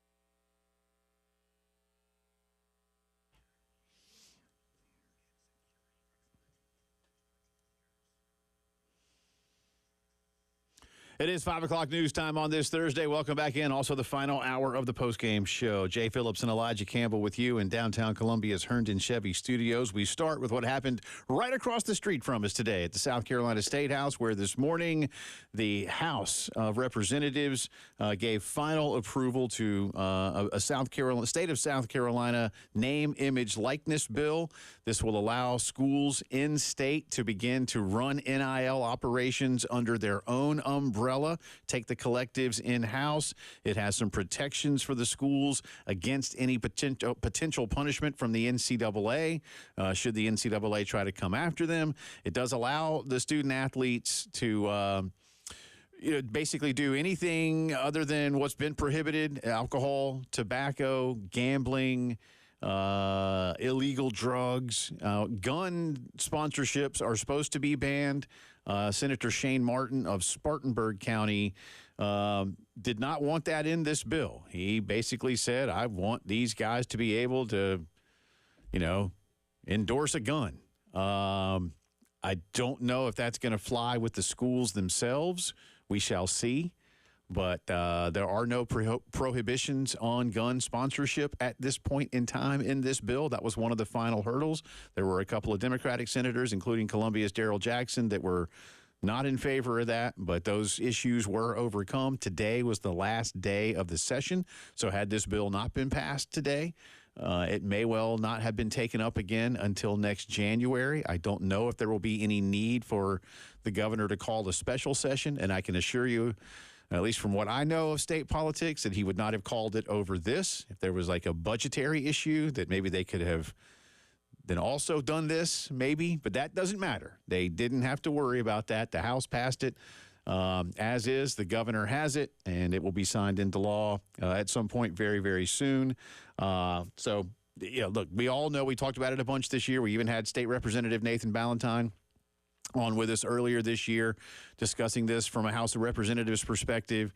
The two schools that are primarily going to benefit from this, Carolina and Clemson, sent the head football coaches, basketball coaches, athletics directors to lobby lawmakers back in, I think, February. Wasn't it, Elijah? Did that sound right? February? January? February? I think so, yeah. It was a few weeks after the session started. I forget exactly when. I have a hard time recalling what happened last week. Yeah, I get it. So it's a shot in the dark. I know Coastal's AD Matt Hogue was very much in favor of this. Charleston was as well.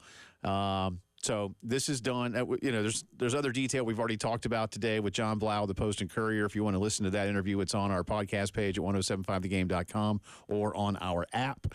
But it's good news now. And this isn't really me editorializing, but, now you need to get this going. And I did speak with someone today at the University of South Carolina who knows what's up and said they are ready to go. We have invited Coach Tanner on to discuss this as soon as he can possibly get to us. We hope that's within the next week or two to give us more of a perspective on what Carolina is going to do. We know earlier, as sort of a sidebar, earlier this year, that South Carolina, there were two collectives that were helping with NIL for Gamecock athletes. That has now just become the one Garnet Trust. So there's that consolidation now. Will the Garnet Trust more immediately come under the direct umbrella of the University of South Carolina? What does that look like? We're not really sure as of yet. Again, I didn't get into a lot of the detail of what it means when I'm told South Carolina is ready to go. But there was anticipation that this was going to get passed. That it took to the last day. Again, it was a little dicey. Although John said not as dicey, as you might think. But I'm telling you, that Senate debate yesterday, that was not for show. I do know that. That was not a debate for show. That got a little serious for a few minutes. So, but ends up getting a little off topic. Yeah. And we know with time being an issue, it certainly was, I felt like, reasonable for those who weren't in the room. You're just kind of reading everything. So it's a worry if it gets done in time. It beats the buzzer. But it did. That was a late inning, maybe not a come from behind win, but you had to hold on for the victory late. I regret not asking John, what sports reference can you make to deter or to adequately explain how close it was to not happening? Was it a buzzer beater, or was it a go ahead run and say like the bottom of the 8th inning? Maybe not 9th, but 8th, or was it maybe you took the lead for good, maybe in like the bottom of the 7th, with maybe had a 3-run cushion, but then the team you were against scored in the 8th and 9th, and then you had to really hold on. I don't know that you had to come from behind per se. Yeah. Go ahead field goal with 5 minutes left. Something like that. And then they were driving. They're if you want to go football, the other guy was driving, but you held him. Okay. So I like that. Yeah. It was always a pretty solid bet that this was gonna go down. But again, that was real yesterday. That was There's some concern. Yeah, just a little bit. So there you go. And again, if you'd like to hear all of our conversation with the Post and Courier's John Blau, who was at the State House covering that story this week, check it out on the podcast page at 1075. It's already up. Thegame.com. Gamecocks and the Georgia Bulldogs start a big 3-game series tonight, the final home series of the regular season for South Carolina. Tonight, it's Roman Kimball, the redshirt sophomore righty, is 2-1 with a 4.61 and 27 1/3, 39 strikeouts to 28 walks. Jarvis Evans is a sophomore lefty, 3-1 with a 4.29, 35 2/3, 45 strikeouts, 23 walks. This game's tonight at 8 o'clock. ESPN2 is the television, 107.5 The Game in Columbia, and the Gamecock Radio Network, of course, over the airwaves. We'll start it for you at 7:45. Tomorrow is a 5:30 start, 5:15 airtime. Eli Jones, the junior righty, 3-3 with a 4.53 against Leighton Finley. The sophomore righty, 4-1. He, too, has a 4.53. Both those guys have been their club's primary number 1 weekend starters, and it feels like both head coaches and pitching coaches want those guys going on Friday, regardless of which game of the series it is. So that's a little bit interesting as well. Neither club has yet announced a starting pitcher for Saturday afternoon at 2 o'clock, primarily because they probably think they're going to unload the bullpen and have no earthly idea, especially if these games end up. I mean, I kind of joked, and I don't know how I came up with this on my own, so I don't have any betting numbers. I'm not that guy, I said over-under weekend runs 49.5. Okay. You know what? I just came up with that. I don't know how. I just around, I don't know. But I just said 49.5. I think it'd be fair to set a daily game for all 3 games. Maybe set that at, assuming both teams are scoring at least 8 runs in each game, 16.5 for each game, which would actually, you might be underselling a little bit. Yeah, that's kind of. I'll hammer the over on that one. I'll take over. If we're going 49.5, I'll go over. Okay. I think I will too. What the heck? I don't know though. I mean, I just threw that out there, but we'll see. We'll see. But I do expect some fireworks this weekend. And the weather is clear. It's still very cloudy in Columbia, but the weather is should be good to go. Yeah, from the weather forecast I saw this morning, which obviously this changes by the hour. However, this morning it did say that the last of the precipitation was supposed to be coming down around this time, and we're still T-minus 3 hours till first pitch. Okay. So there you I go. think we're good. I think we're in the clear.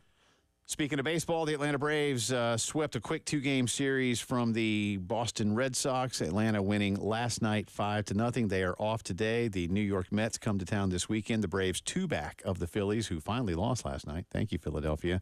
Also today, this is interesting, the Braves traded utility infielder Luis Guillorme to the Angels for either a player to be named later or cash considerations. He had signed a deal in the offseason, had Guillorme with the Braves. He's 29 years old, just a $1 million deal.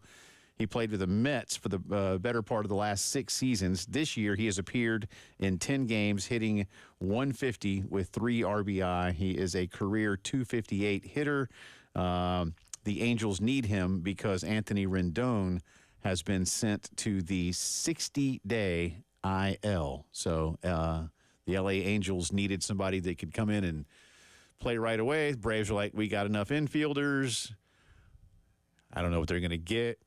I mean, some other dude. You could try to get yourself like a AA left-handed pitcher or something. The cash considerations is probably just code for an extra washing machine. Yeah, I don't know.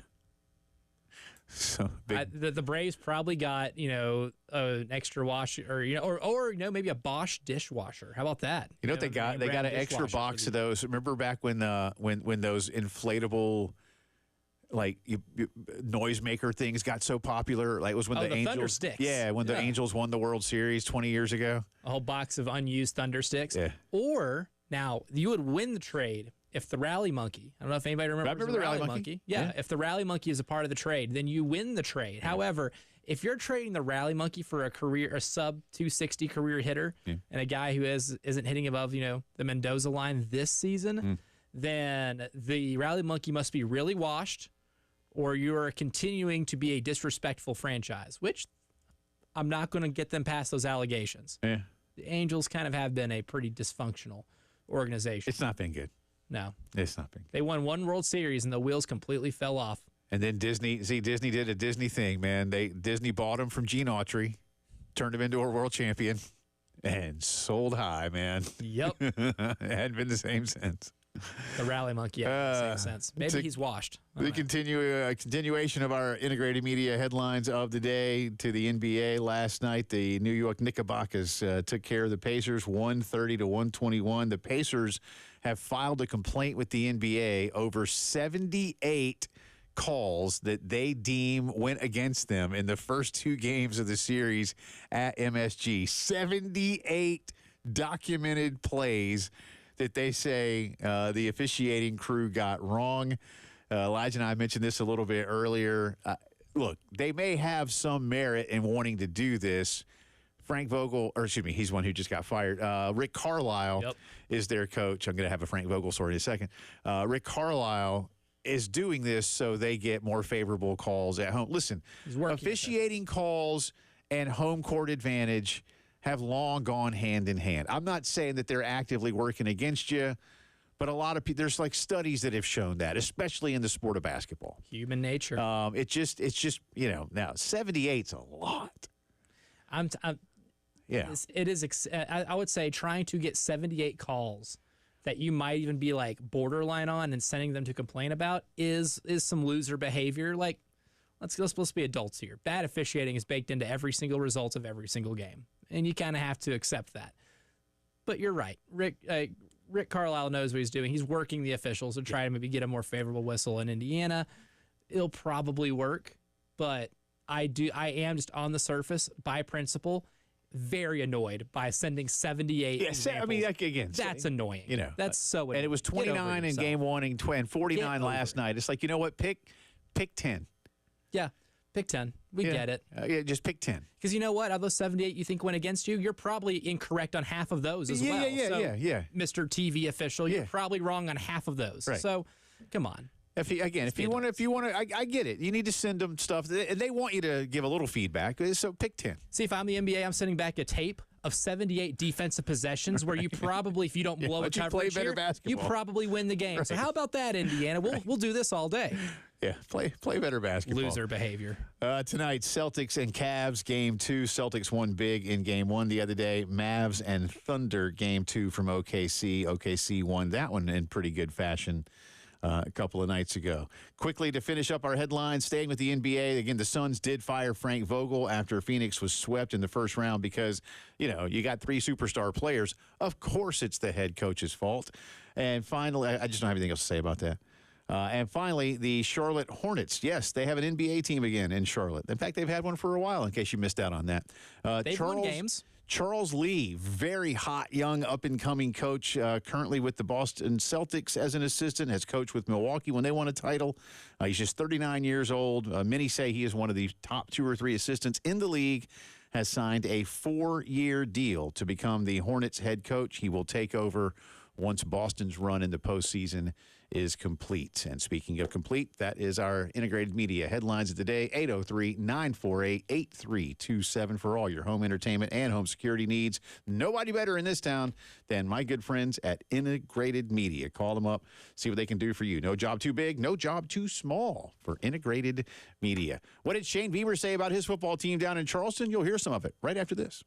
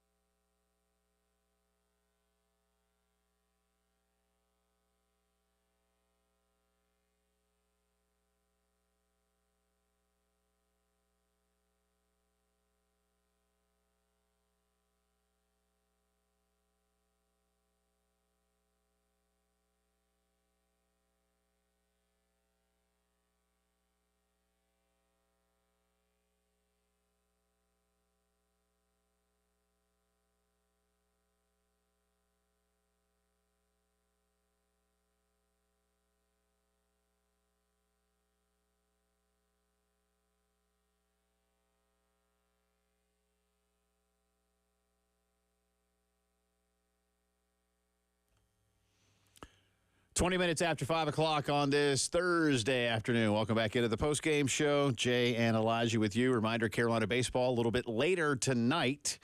8 o'clock, first pitch, Carolina and Georgia, big series. Both projected to host right now. Loser of this series could potentially find themselves on the wrong side of that projection with only 1 week left in the regular season after this. We shall see. But game one tonight at 8, then game two tomorrow, 5:30. And game three on Saturday at 2 o'clock, all of them at Founders Park. Going to revisit something we did yesterday for those of you who missed it. And we have a poll question, and then we have some sound from Shane Beaver, not so much directly about what we're going to play, but it all kind of goes hand in hand. But Cody Belair is the national scouting, college football scouting analyst for On3 Sports. He's been in personnel departments in football. He's based out of Texas. He was on the Andy Staples show yesterday on the On3 Sports Network and had this to say while they were talking about South Carolina's 2024 football season and the announcement that Lenora Sellers had been named the number one. Andy, this might be my hottest take of the season, but I think we're looking at a Lenora Sellers dark horse sort of Heisman caliber. Whoa. We are so high on him at On3, right? Like we believed in the talent. We saw the physical makeup, the athletic ability, the arm talent, the ability to push the ball vertically, even if they don't have some of the pieces back there. I will say they did bring in Raheem Sanders to carry the load of running back, which is extremely helpful. Absolutely. I think that two-headed monster in that backfield is going to be scary. And I think they know what they have in a guy like Nicholas Harbor, right? If those three guys are the only ones that touch the ball on this offense, I'm okay. Because I believe that Lenora Sellers is going to be so much of a game changer. They were raving about him even before he took a snap of spring. This is somebody that they were saying, oh my gosh, this kid though with the rec specs is an absolute dude back here. I do like the rec specs, by the way, and now that I've heard that cut like 3 times, I'm like, yeah, that's good. Maybe like 4 times, I guess, when I heard it live. But I heard that yesterday while I was watching Andy's show, immediately called Elijah, said, you got to get that. Again, that's a national scouting analyst saying that about South Carolina's sophomore quarterback who's thrown 4 passes in his career. And so with that in mind today, Elijah threw out the following poll question. It inspired me. So at 1075 The Game on Twitter, we asked, On3's Cody Belair sees Gamecocks quarterback Lenora Sellers as a potential Heisman caliber dark horse candidate. What are your expectations for him? 1, pump the brakes because we have 0 clue. 2, top 8 quarterback in the SEC, which put him in the top half. 3, good enough to go bowling. Or 4, serious breakout season, which would include some candidacy for some serious postseason or postseason recognition, like first, second team All SEC. Who knows? Maybe even dark horse Heisman candidacy. That's all obviously the ultimate ceiling. But we have a tie right now. After 255 votes have been cast, we have a tie at the top, both at 30.6%, good enough to go bowling, and pump the brakes. We have 0 clue. And then at 20.4%, serious breakout season, 18.4% say the expectation is to be a top 8 quarterback in the SEC. Yeah. Look, I think we have. I'm not taking anybody to task here. I think we have some clue. Yeah. So 0 clue. I get where the answer leads. Mm-hmm. Sample size is minimal. Yeah, the sample size in real games is minimal, but that's there's no debate about that. But the high school film tells you something. The scouting tells you something. The coaches tell you something. So we've got, little clues, but that's it. Little clues. If this is an investigation, we're in the very early stage. We're not ready to name a suspect. I went ahead and voted on this. I don't always vote in our own polls, and I can't vote on the ones I put up, but I can vote on the ones Elijah puts up. I said top 8 because, again, that's top half.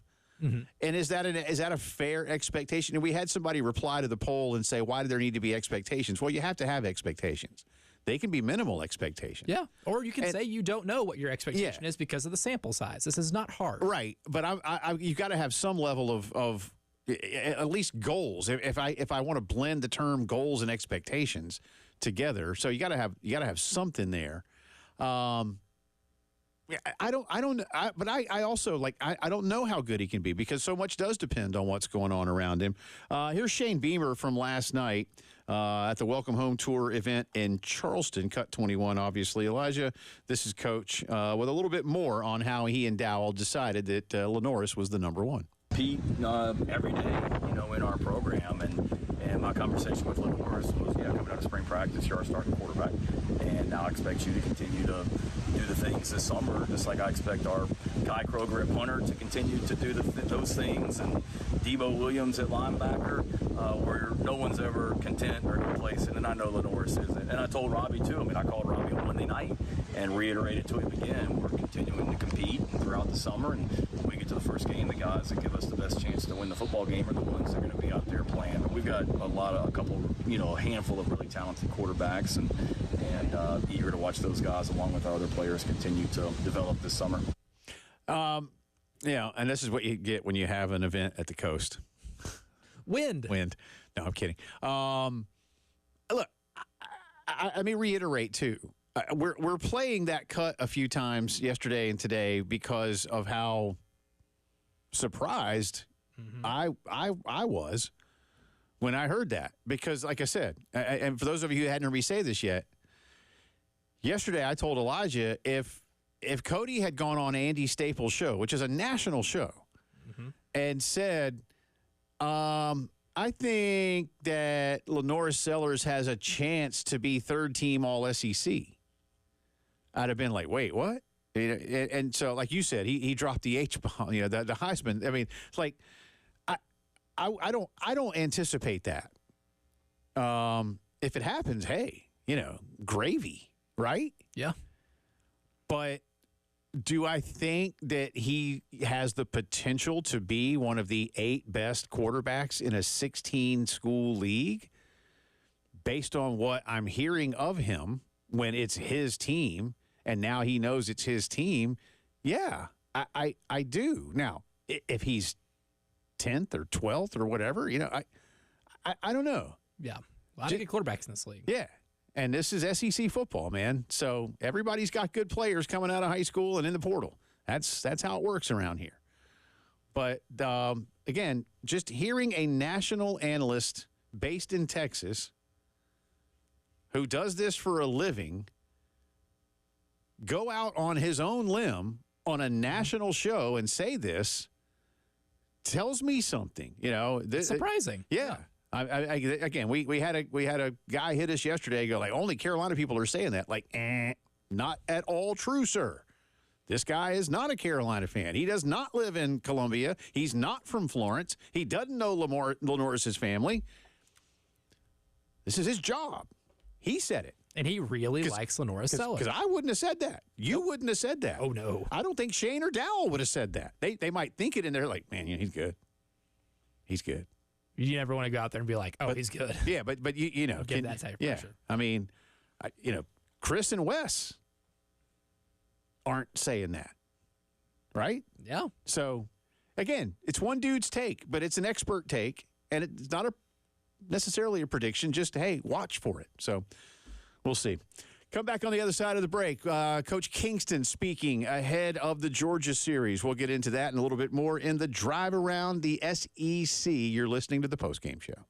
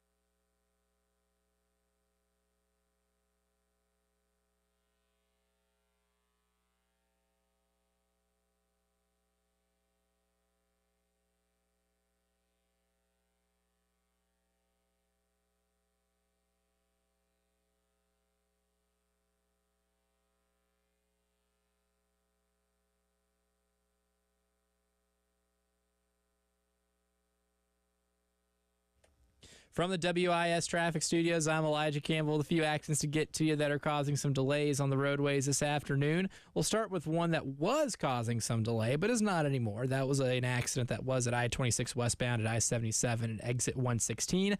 That has since been cleared. We still have a few out there, though, that are causing some issues. One is at US 176 near Broad River Road and I-20. Got another one on Highway 1 at Augusta Road near I-20. And one on Farming Creek Road at Dreer Shoals Road, and one at Dutch Fork Road, Highway 76 at Three Dog Road. In Lexington County, we have one at Mineral Springs Road at US 378, and one on Piney Grove Road at I-26.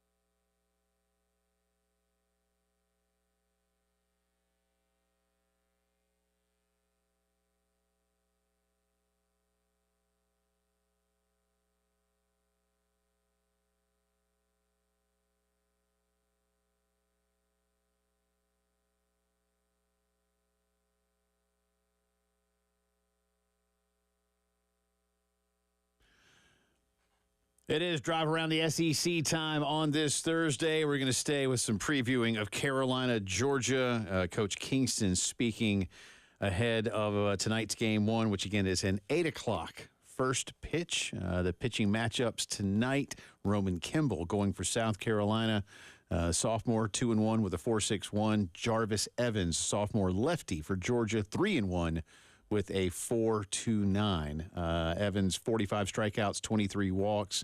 Roman Kimball for the Gamecocks, 39 strikeouts, 28 walks. Neither pitcher has thrown more than 30 innings so far this season. Coach Mark Kingston speaking. Let's go to cut number 6, please, sir. We'll start with that. This is Mark Kingston being asked how he plans to attack one of the best players in the country, Georgia's Charlie Condon. Well, yeah, I'll give you all the secrets, John. Yeah, I mean, I think when you hit 459 with 33 homers, an 1,100 slugging, and an almost 600 on base percentage, yeah, I don't think there's really any way to get him out. There's just not. So you've got to try to minimize his damage. You've got to try to do the best you can of limiting his impact on a game, and that's really all you can do when a guy has those kinds of stats, because those are the kind of stats that would make Barry Bonds blush. It's incredible. There's an episode of The Simpsons where Homer has a little mafia trouble, and there's a knock at the door at their house, and he's like, "Who is it?" And you hear this, "Goons," and he goes, "Who?" "Hired goons." That's about all you can do. Yeah, that's so, like, you know, Charlie Condon's apartment or dorm room the other day. That's what you needed to hear. And I'm assuming hired goons. Yeah, hired goons. It's about it, man. You know, Moose, Rocco Wallace, former NBA great. Help the judge find his checkbook. I'm not sure there's anything else you can do, man. No. I'm not pitching to him this weekend.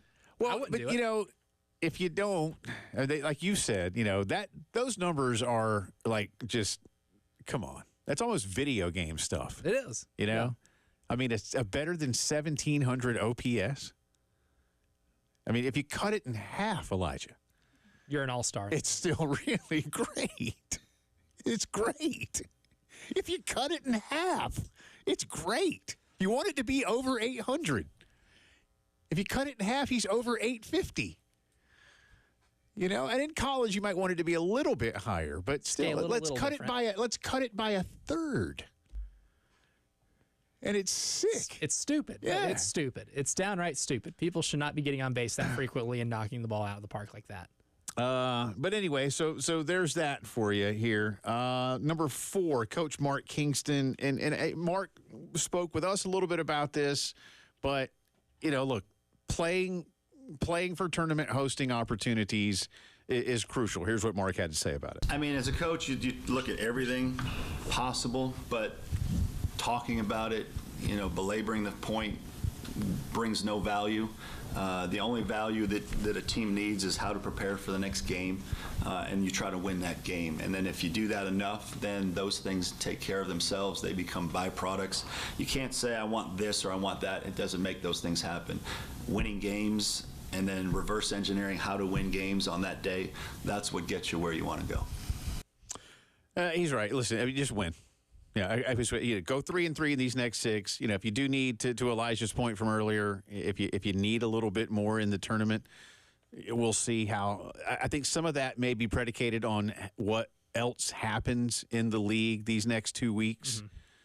What Vanderbilt does against Tennessee is actually going to impact you a lot. And let us go through that again. Let me get one more, because Carolina has a couple of really good players too here. Cut 12. Ethan Petrie has moved into number 7 on the all-time home run list for Carolina.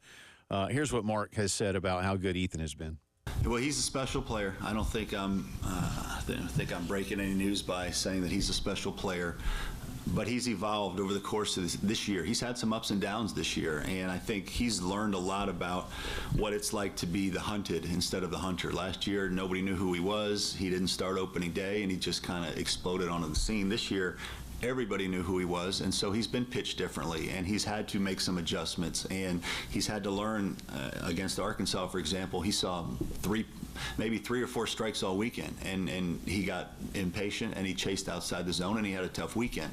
Since that weekend, he's made adjustments. His strike zone discipline has been very, very good, and he's had great success. So I just think with young hitters like him, it's really important that they continue to learn what the game's going to do to them, and then the adjustments they make back. So I think it's been a really fun process to watch that with him. Ethan Petrie's OPS, by the way, is 1157, which is, again, that's excellent. Ethan overall 301, 19 homers, 48 driven in, 675 slugging, the 482 OBP to get to that OPS number. He's going to strike out. That's okay. He draws a lot of 48 walks, and he's been hit 11 times. He struck out 54 times, but sluggers strike out. Messina struck out 52 times. Kennedy Jones has struck out 46 times for what it's worth. It's been fun to watch Ethan do what he's doing, and still with a lot of games left in a Gamecock uniform before he moves on to the next level. Might he be the number 1 guy when all is said and done? We shall see. As we mentioned earlier, too, as we're in the drive around the SEC, this is the only Thursday through Saturday series. Everything else starts tomorrow. Auburn plays Missouri, so I get that one out of the way because those are the 2 last-place teams, and they are not going to the postseason unless one of them, A, gets to Hoover, which is unlikely at this point, and then B, wins the tournament in Hoover. Otherwise, they're not going anywhere. So that series doesn't have any implications other than somebody's going to go win it. Kentucky at Florida this weekend. Kentucky may be the number 1 team in the country when the tournament starts. Florida is still on the bubble, believe it or not, although they are projected in by most services. Tennessee is at Vanderbilt. Vanderbilt just got swept by Georgia. Tennessee would like to be the number 1 team in the country. Huge opportunity for Vandy to make sure they are in and potentially even lead them towards hosting. LSU should be good enough now, losing conference record. Bama would like to host. Bama wins that series. They may be in a position where the committee has to think long and hard about Alabama. So implications for both. Mississippi State at Arkansas. Both are hosts at this point in time. State is playing so well, Elijah. If they win this series, they win next weekend, they might have a team that is, again, playing well enough to advance a little bit. I think there's a possibility, albeit a small one, for Mississippi State to get a top 8 national seed. They're playing that well. They're really playing good baseball in the last month. So, again, big implications. And then A&M at Ole Miss. A&M's number 1 in the RPI, but they just lost a series to LSU. Ole Miss is on the bubble. So A&M would like to cement its status as a top 8, which I still think they're probably already there. But don't lose the series. You got to keep winning. Loss against that team would definitely hurt their chances a little bit. And then for Ole Miss, a winning series weekend, and suddenly Coach Bianco's team is right back in the conversation, which they might not be at this point. So it's a fantastic, fantastic weekend of SEC baseball. There's a lot on the line in every series except that one with the last place clubs. And there are certain teams. I went through all those matchups and decided if you're a South Carolina fan, who you should cheer for. Okay. Each of those. Vanderbilt against Tennessee. Yep. Because you need them to crack the top 25 of the RPI. That would be worth 3 quad one wins over the weekend. Yep. You need that. Yep. Florida against Kentucky, because that's your big road series win. Gotcha. You need to have Florida firmly in to be able to flash that on your resume. I like it. And flex it. Alabama against LSU. You didn't play LSU this year. Alabama's slightly behind you in the RPI, but you need them strengthened a little bit to make the loss look a little better. LSU winning won't do you much of anything. It might make the Alabama series loss look worse. That's fair. Arkansas against Mississippi State. You haven't played Mississippi State this year. Doesn't really matter, but the better Arkansas gets and the stronger their resume is, the better that home series loss looks, or the more justifiable it looks when we're reviewing this at the end of the season.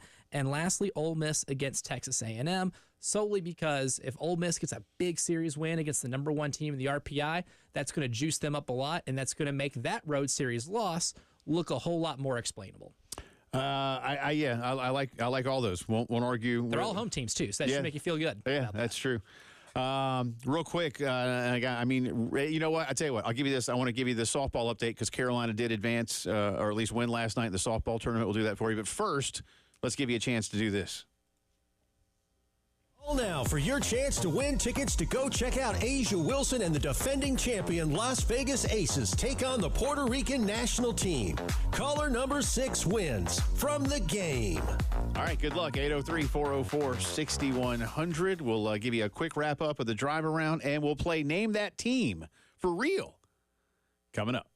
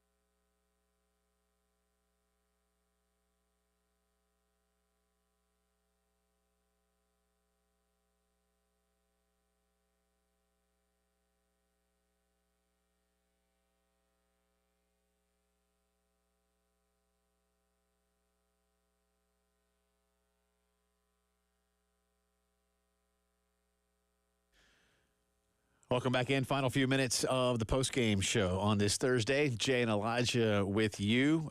Quickly, they had a lot of rain in Auburn today, so the SEC softball tournament schedule has been altered a little bit. Coach Bev's team did pull a mild upset last night. Carolina didn't have a great season in conference play, but they did beat Mississippi State last night 8-4. Denver Bryant went 4 for 4 for the Gamecocks. She drove in 2. A couple of extra inning games last night, too.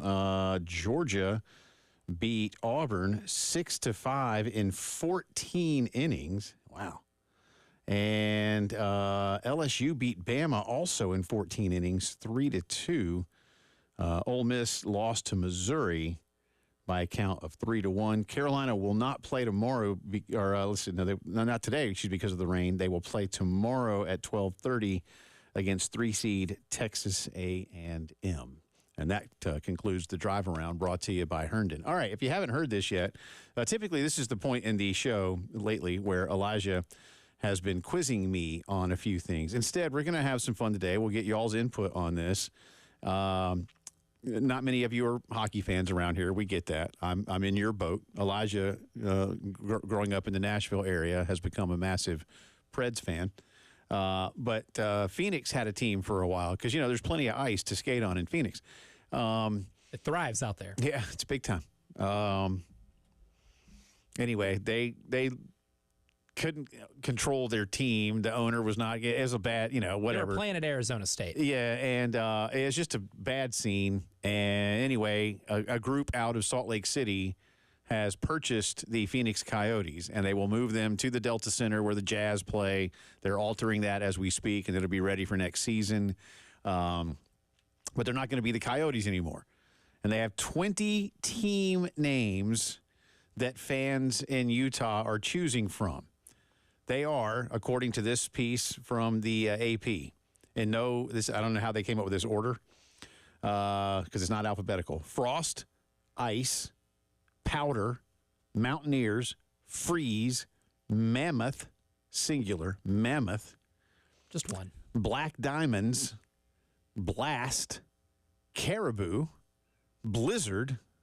I do love a Blizzard from DQ. Man. I've got thoughts on Blizzard. Swarm. Delicious. Hive. They have a lot of honey out there. I know that. So I guess Swarm and Hive. They have a lot of bees, right? Yeah. Outlaws.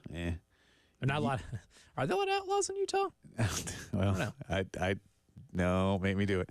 Yeti, Squall, Fury, what? Glaciers, Canyons, Venom, and HC, short for Hockey Club. Stupid. You're coming around on Blizzard? No, I just want a Blizzard. Oh yeah, no, they're very good. That's a fine frozen product. Okay, I like a lot of these. I think a few of these are actually really good. Like Mammoth. Now, just why not the Mammoths? Why singular? That was That's like that's become an adjective. Like that's a mammoth operation. Yeah. Because the mammoth, when it was walking our planet, was a very large animal. Sadly, somebody killed them all off.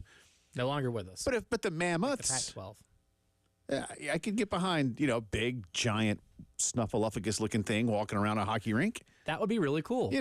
Yeah, I would get behind that. I want to know who inspired or who nominated the Powder. I have to do such great skiing just outside of Salt Lake in Park City. So the Powder, when the snow falls, the Powder, that's like good snow. So that's for those folks. That's cool. That's a good thing. The Powder. Sometimes it's good to be online. Yeah, a lot to avoid a recommendation like the Powder. Yeti. I don't know. I'd have to ask the folks in the Himalayas. Is Yeti like the word deer? Oh yeah, I think so. So the plural of Yeti is Yeti, not Yetis. Yeti. Well, you just add another I to it at that point. Yeah, that'd be funny. Not grammatically correct. Because that one's kind of cool.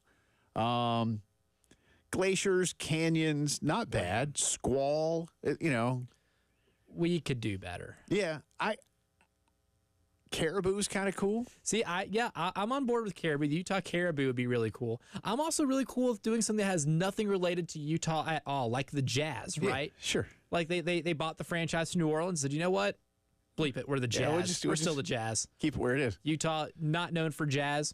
Keeping it Coyotes would be really funny, but still would work. I like the rebranding. I have one other question for those in the NHL too. Nothing. This is because Salt Lake's hosted the Olympics before. It's a winter sports town, but still, Milwaukee, Wisconsin has no NHL team.